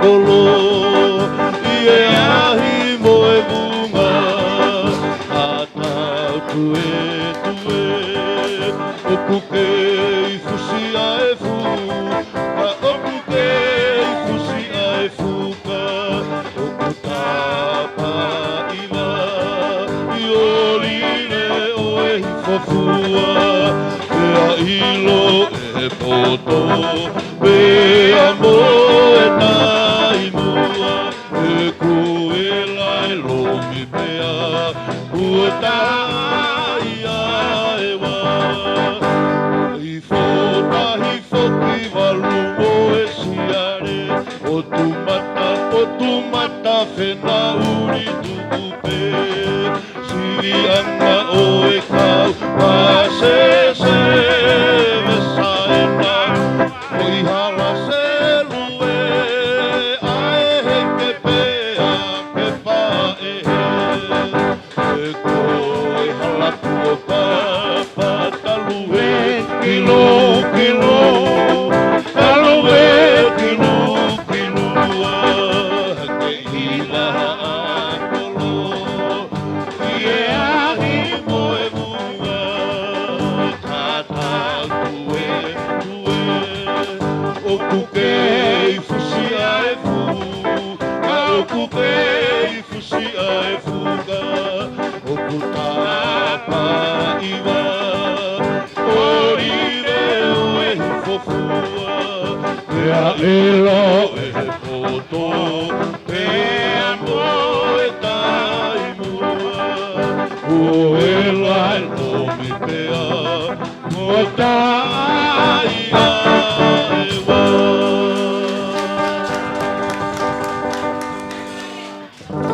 Tu fais pareil, mon frère, fais ta. Lona, Marco.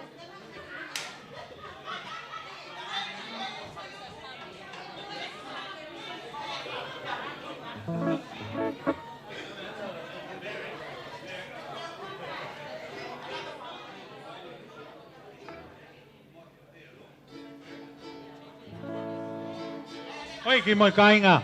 There's two young men, never been touched, never been kissed. Marmari, o te moto I siu mai, ma whirere. O whātu ka mo ki whoponga. These two boys here grow up in Oholei. No see. Next item is called Mako. That's when the Tongan young men, they don't have to go to the gym. They Lona. You see the 6 pound.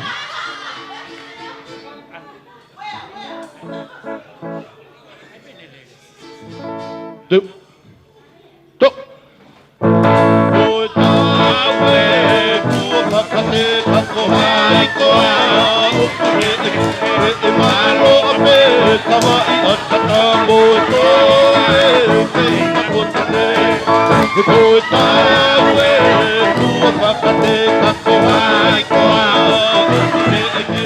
E malo a me Kawa I atata mo e toe Kei makotane Tori E tori haka kara o kuolonga Tui haka oe hao whanga Tamatonga e oa e mahe E koe whani ka mo e maluka ane E he kamai he ka tui taupe E kua matangi whakatete Tori ke mohori e polopora E koe ia mea tauha o anga Tamatonga e rikai te uraha Aho kamai a whai kata Pe haku ke tahu a timaranga O whakape a ki e hao hao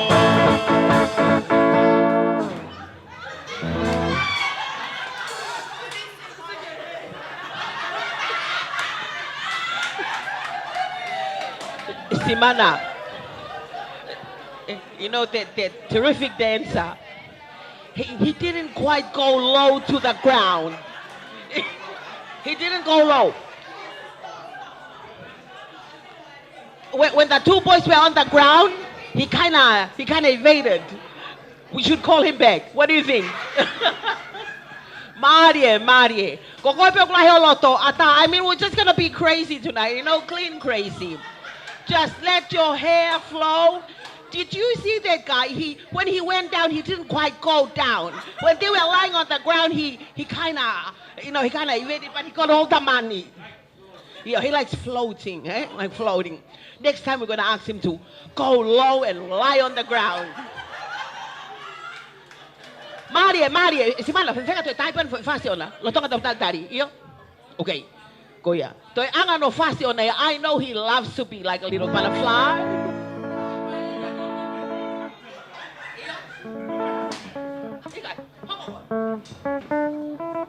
How?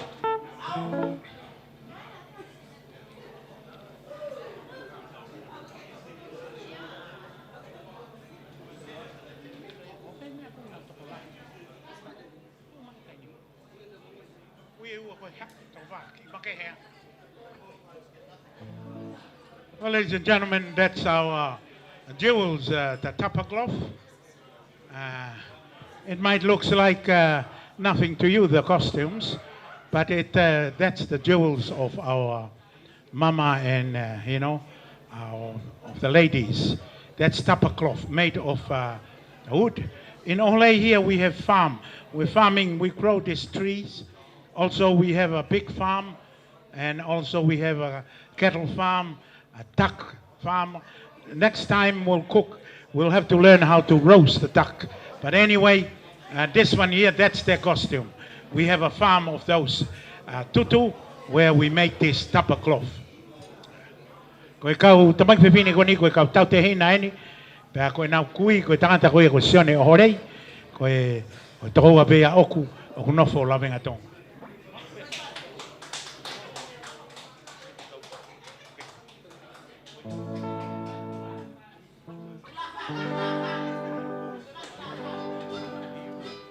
Então, pulou, foi manifinifi. Oh, e vai pitutar, cai.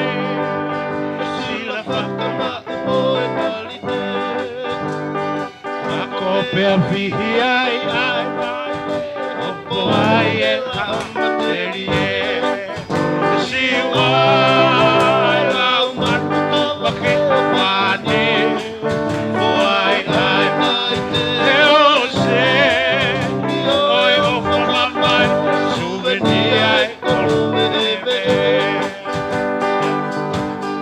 Tanga oi o tuanga o pa e hake moi foa e sora o ino ai I he lai whakano ma he mausa o kolo kakala ane hui e matangi a hake tamano I hono o e rosa o tau mai e tai saute ala e talo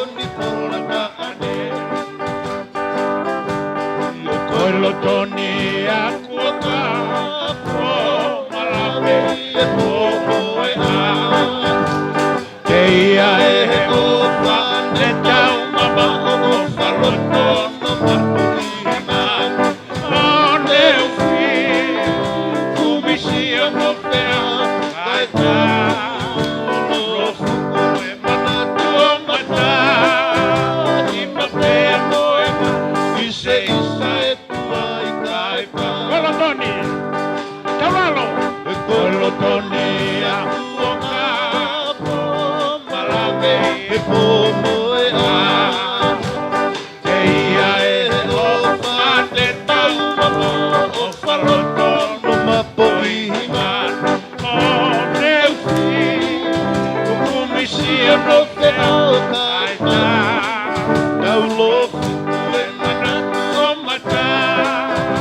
Ina pea moi manu I se isa e tua I kai pau O neu fi Kumisia no fea o kai ta Lo fuku e manatu o mata Ina pea moi manu I se isa e tua I kai pau Ei, Adaki Tu ma famalo, lea famalo, fapalangi te kaina. Lea Leoni. Lea, whamalo ke kai, kaupala.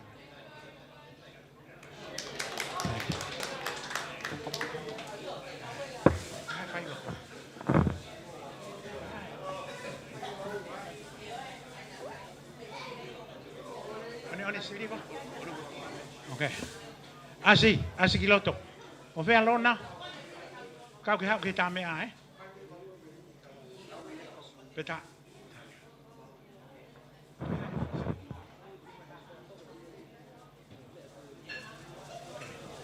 Ladies and gentlemen, tō atu, homo foi teu. Nai miri aulunga tai miri alalo. Ka miri rewa, miri aulunga, miri molalo, eh?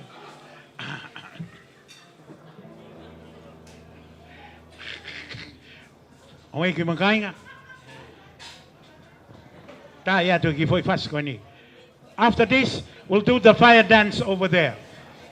Next week, ladies and gentlemen, we'll make a big stage there, and also a stage for about 100 people can have chairs outside to view to the sea.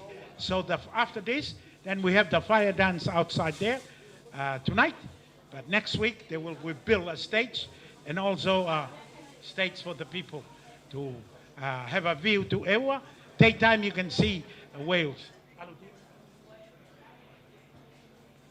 Koia, whamaniwhiniwhi. Ma pelu koe, oa. Mangeha, kamatoa nai toki hifo mai.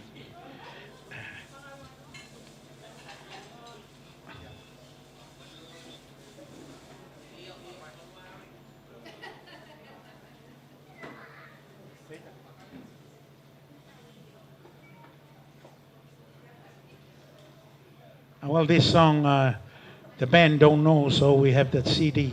I think it's one of the latest Tongan song, but anyway.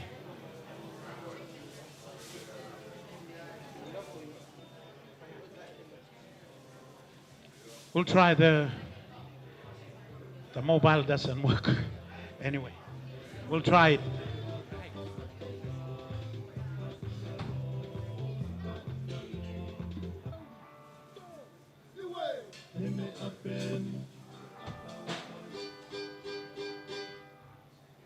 Kataki mai lona.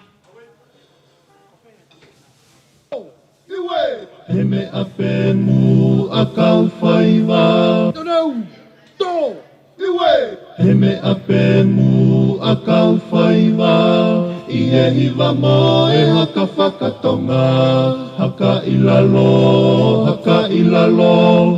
Haka ilota te ki whaiwa e sino. Iwe! He me ape mu a kauwhaiwa. I he hiwa mo e haka whakatonga. Haka ilalo, haka ilalo. Haka ilota te ki whaiwa e sino. Iwe! E tonu e loto, tonu e sino. Tonu e sio, pea tonu e ongo. Haku ke ta ewa I e langi mama o. E oku nei ai ai o whakakato. Iwe! E tonu e loto. Oia, mari whamaniwhiniwhi. Tonu e loto oua. Nei lawa mori tonu e loto moi ata mai. Tonu pe loto, tonu ata mai, tonu e vae. Tonu e mea kotoa. Alaka tukimu, alaka tukimu.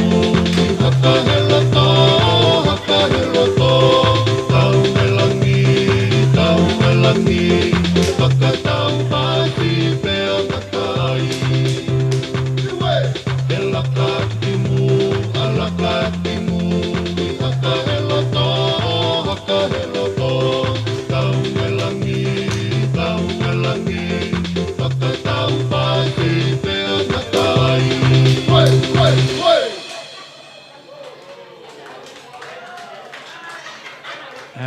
Yeah.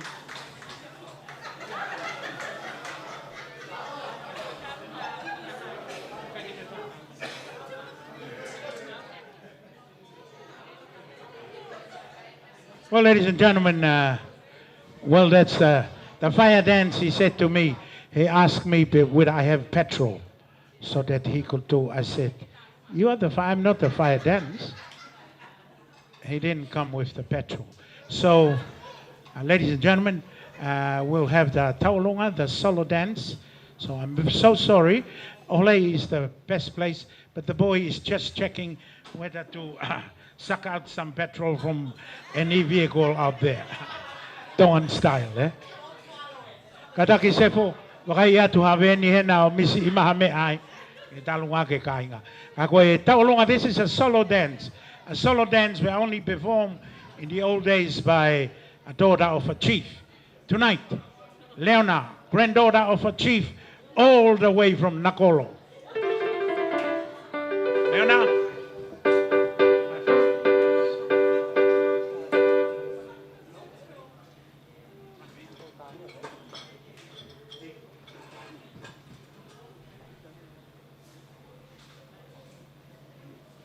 Kataki babe mai.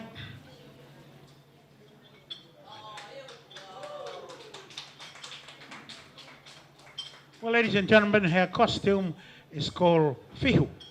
And Linda, I don't know much value and all. Can you come and explain, sis? Please. Fihu is quite precious to us. And normally they are worn by the high chief nobles of higher rank. And they are finely made. I mean, very, very fine. We have machines now. We don't do it by machine. Those are all handmade. But yes, worn by daughter of chiefs. And when we die, we are wrapped in that. When we get married, we are wrapped in that. So that's how important it is. But yes, fine, beautiful young lady with a fan in front of her.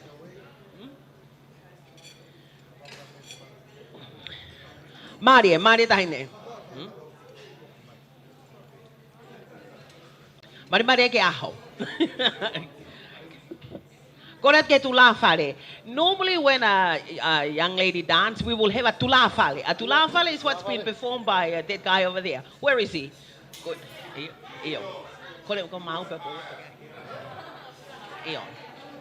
But this time, don't put the money on him. Put the money on the girl.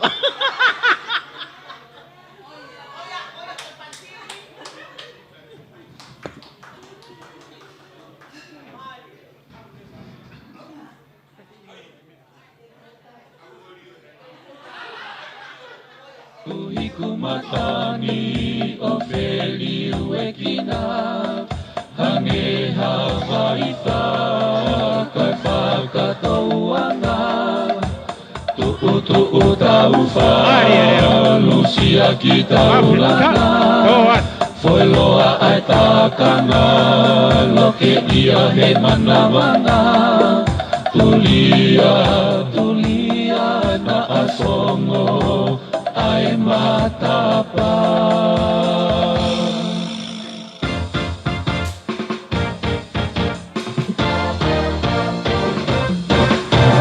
Ai matangyo he makia saute one pakalalave nei he ongopole kapakuna ai lupe moelo olive takai akilewa ai okavele. Ai matangyo he makia saute one pakalalave nei he ongopole kapakuna ai lupe moelo olive takai akilewa ai okavele. Tata ilileva Oi que macaina. Olena, fumani tauena. Hei. Mabuna ina family ko yako. Hoi. Akolo. Tata ilimaya kota pea tuhe kahoa he maile oe o tu whenangite Wangi mai hono ea o malawe e te kita o nelo me kina lewa e kakala pea lua milingia e alaha nenga ngatu pea e makala lewa e he umi hono sisi tau lewa Wangi mai hono ea o malawe e te kita o nelo me kina lewa e kakala pea lua milingia e alaha nenga ngatu pea e makala lewa e he umi hono sisi tau lewa Tata ilileva Tata ilihake Kohe mana obe. Ia o kui. Leona ko pepine. Ea ko I mea ko froso we. Taimi ko Oholei. Ko atu le. Afrika. Matangyo he makia saute. One pakalalawe. Nei he omopole. Kapapuna ai lupe mo. Oi kuia e ki tahi nena. Oi tangata iki koe ko sione loto ahea. Whaerei peheni hono fuha ko te vitain. Ko sione loto ahea na ui pe ko sione Oholei.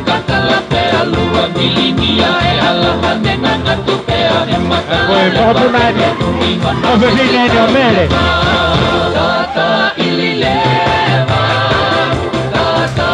Koe ope vine eni o mele no alofi puantao. E kai o nakolo I. Hako pe tahi neni ke e kui. Kare ona la.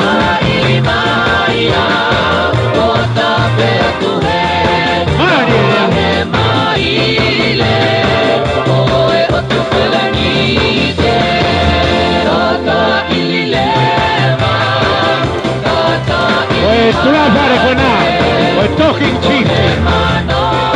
Kata kona ma e tula fare. Kana e fai se kau pe ahinga ka humu.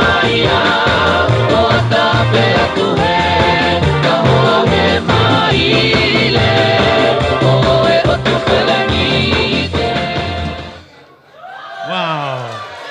Marie. Tofi e pare. Whamalo Leona. Elena, tafoka whamalo.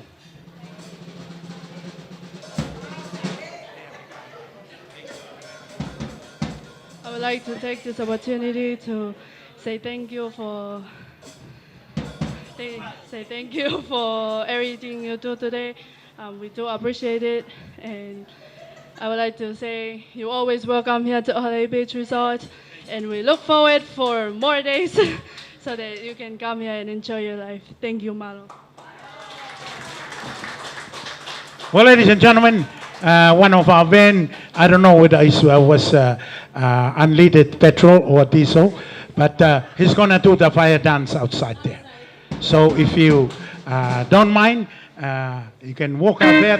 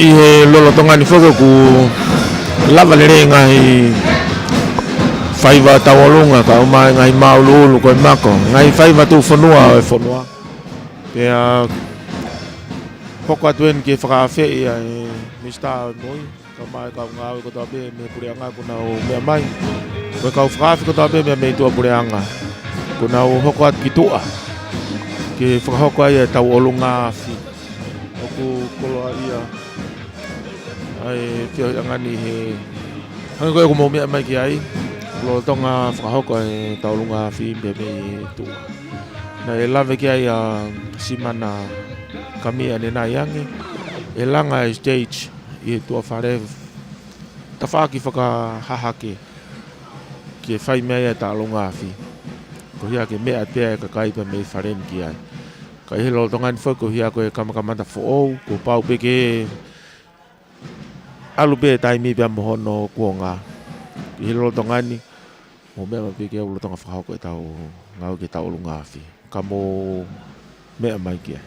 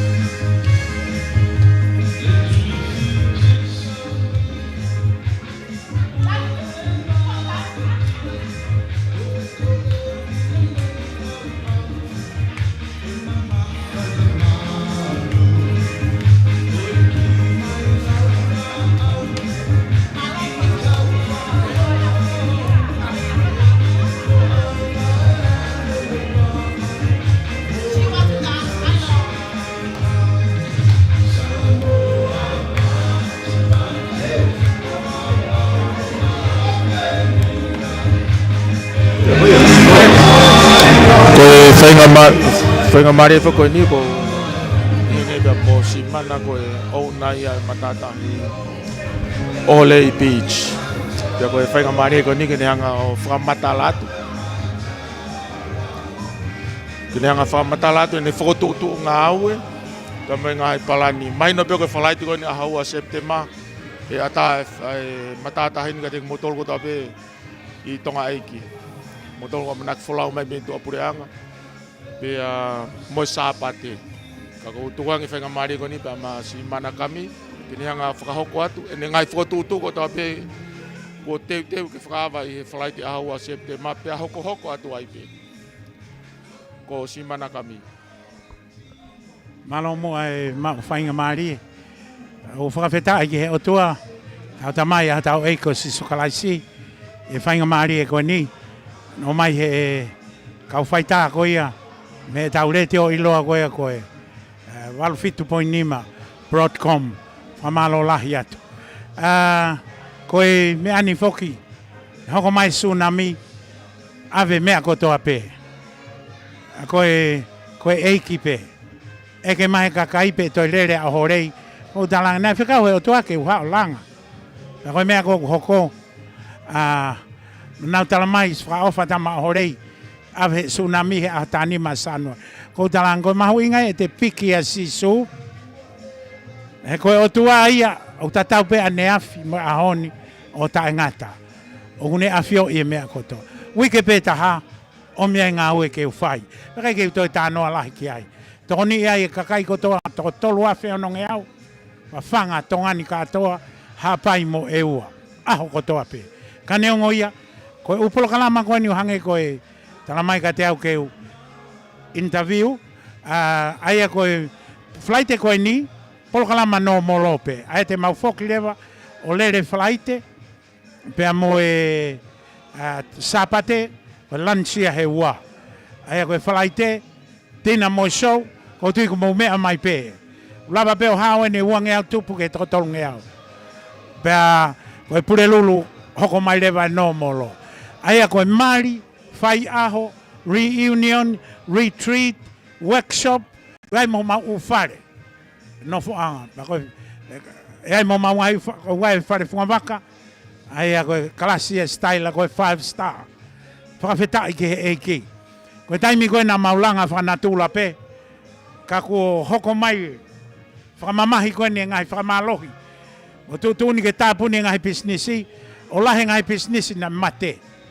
Business tak mamata toi si ipe. Pese te hinga wango fulu mate katoa. Business be mo uie. Hotere koe na whai iae. Ai ka quarantine a hotere. Tangata fisiko ni a tāno a. Ka neongo ia koe ke whahahanu. Ka koe otua. Koe taimia ku asia hono langlangi. Tō whaingata a. Whakai a he otua e mea kotoa pe. Pa koe huinga e apini. O mahe otua e paanga. Ke langa aki. Ko kaipe ke toi hawa maha matapa ai ha feitu. Pa koe whare koe ni. Aia koe ne toi si ipe pa os. Aia lava he ne kuki. Wai mo u mea ngā ue. Mo peito. Mea kotoa. Mo teni katoa. Ai whawhetai koe eiki peia. Koe a kai ngatonga. Ko whakaloto lahi ki mo tolu. O te mau fo I he tō ai whaingataa. Te kaki ki he eiki. Hange pe koe lau ai same. Tolu fitu. Vespa. Tuho mana kohe eiki. Batene whai e kore holoto. Delight in the Lord. And he will give you the desire of your heart. Koe a ko ofatu ke kainga tonga. Mo tolu koe mei muri. A koe ha mo apisia mo mo katoanga. Whetu taki mai pe mo tolu. Koe hape ho mo loto te mau whai e mauto. E toki ngahi a lalo. Ke ngahi waka meiri tau mai o katopa. Ai kei whanatula pe matatahi mo ana. E show ia ke kaupalangi. A koe tuhe taini mi. Ko hantonu pe me pākingi. Mini te taha pe ke hu koe whare kai. O tui pe ko os atu ngai taha. Whakamalolahi heni ka maka mo Katarina. Pe ke toko wā. Ne ome whainga maari. Mo kau tangata koe ni o e radio Broadcom. Ka koe lava e me ani. Aia koe ki special function pen. Na kore mai pe whio mai pe ki hen. Koe eiki pe. Ka koe harerei. Awe pe langlangi ke o tua. Ko ofalahi atu ka inga tonga. Pako e toi foki mai kau ngā oe ko ia e mei e toko whango full topo. Ako mau mea mai pēso ko e kai ngāni ko nau hangeha alu sei ni holo ia tu toko ua e kai. Ko maa upe moi. Whakawhetai. Maha ko e pest. Pako mea ia tā ko e toki ha wene ha laivi ki o rei. Mea whaita e hongo fulu kaitoi haturiki. Hono ilo i e mea kotoa. Kainga, asinga ne maa, mo i kau tangata mo kau whewhine kuna maa whai tā, ko i tō atu. Anga whaka otomotu anga ofa. Ko ia ofa atu ko mou ngai whaponga ka inga Tonga, ofa ke tāpua ki i motohe otua. O te mou maam, ha peha mea, tā mai be motohu ke tau tala noa. Paka lere mea ka whaka mo ua saipe. Anga pehe otua ka toki tā maa mui. Ofa lahi atu, malola. Simana wha mori pe. Lawe ipe ko e whalaite, ko ataan ke Tonga kotoa pe. Pea ko e whalaite whako a haua September. Kau te whako e ngahi kuata, ngahi whungawaka e lotu. I lava pe ke pou ke kakai, e lava lere pe o tau matatahine hous e ngai bea katoa. Pe lawe ipe mo e kuata September. I o September mo e mea kotoa pe. Hange ko e lau hau ke wheelchair, vai ko hai pe. Minite pe ua me he parkingi. Pak osi mau ngahi mo mea kotoa pe. Ko mea pe ke muta mai ke fika ko ia. Ko e tolu ua taha no fa. Fa palpane ma pe networka. Ka ko e fika taha ko e fit uwalu fit taha tolu. Pe ko e tolu ua taha no fa. Pe ko e Facebook. Ko e konistu tone kami. Ko e pesi ko a Oholei. O to kamata ne fa o e mau pesi. Facebook pe amo wai pe ko fefine no sila na talo ene aluana ko Ameria o te kai ke to e mo pesi follow ko ya kaneo ngoia fetu tak mai pe ko Facebook ko konistu tone kami ko kuingo a ulu aki o fatu ka tek motol o fa tapo aki moto he otoa Mamalo lah ya tu mo me mai ke asimana kami te me matatahi Oholei beach.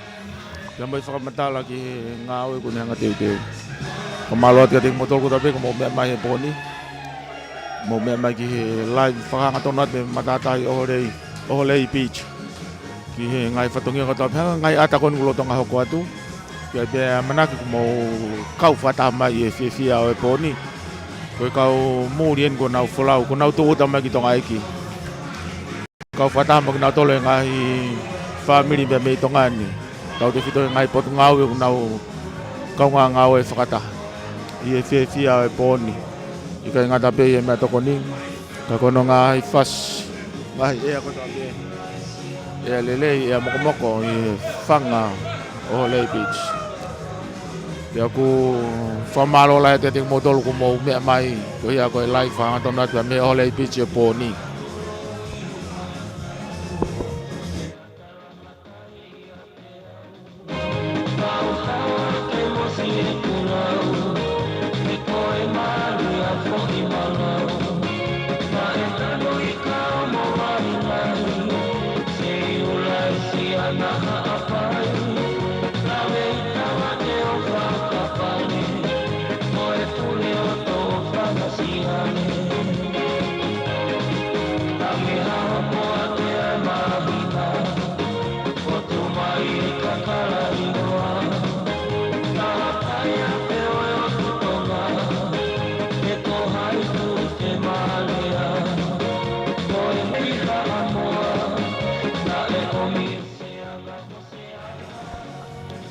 Fe puka e whainga mani ko ni ki wha maloa te teko motol ko tope. Ko mou mea mai e ponio. Ki e lai whangantonu pia me matatahi Oholei. Mau whiawhia ke whakahoko taki atu e ngahi whatongia ko tope e poni. Ko lava kakato whatongia e poni. Whamaloa lai ki a simana kami. Pia mo e matatahi Oholei. Kau maa e kau taha ako tutuku pia me koriskun chalo te. Whatutama sa whai a Victoria ki. I kalasi e tau tahiwa malu taha. Form 4A, koe nau form teacher, ko toke tā mreana puloka. Whai e manatu pia whai e whakahoko e whatongia o e whiawhini. Amanaki pe kuongo lere ia tu e polokalamani pia me he matatahi Oholei, ka teko motolo ko tape pia me tua pureanga. Kau maa ki motolo I tonga eki, mo ngahi wahe whonua, wawaulahi. hapai vei ko mai fonga ai e ua te mai ongo ni ua ki toke lau mama o atu ko poni ko whakasinga e ngā au e poni ko tawangi ki whakakato e ngai whatongia e poni he tau fia kau mai ngai ngau ko tabe ko whakahoko ko e toenga e kau ngau e ku mau hao pepe a malu ko re moka Marian Group ke ne whakakato te hingoa e kau whai whatongia o e poni o e whatongia mau whamalo atu pe mei Oholei Beach. Malo apito pia o atape famolo ka ki motor ko tape na mo me amai ki he porokalama ma ke ko e fiafini me he Oholei Beach Resort.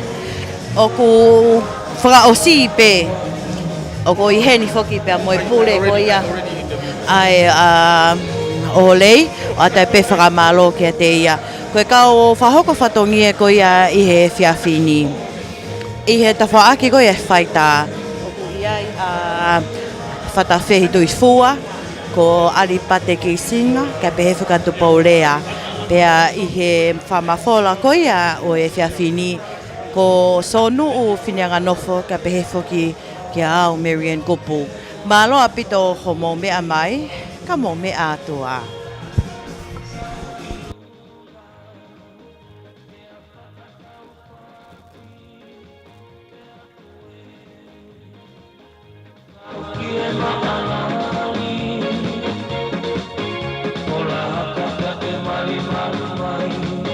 Kasima e te a te vino takai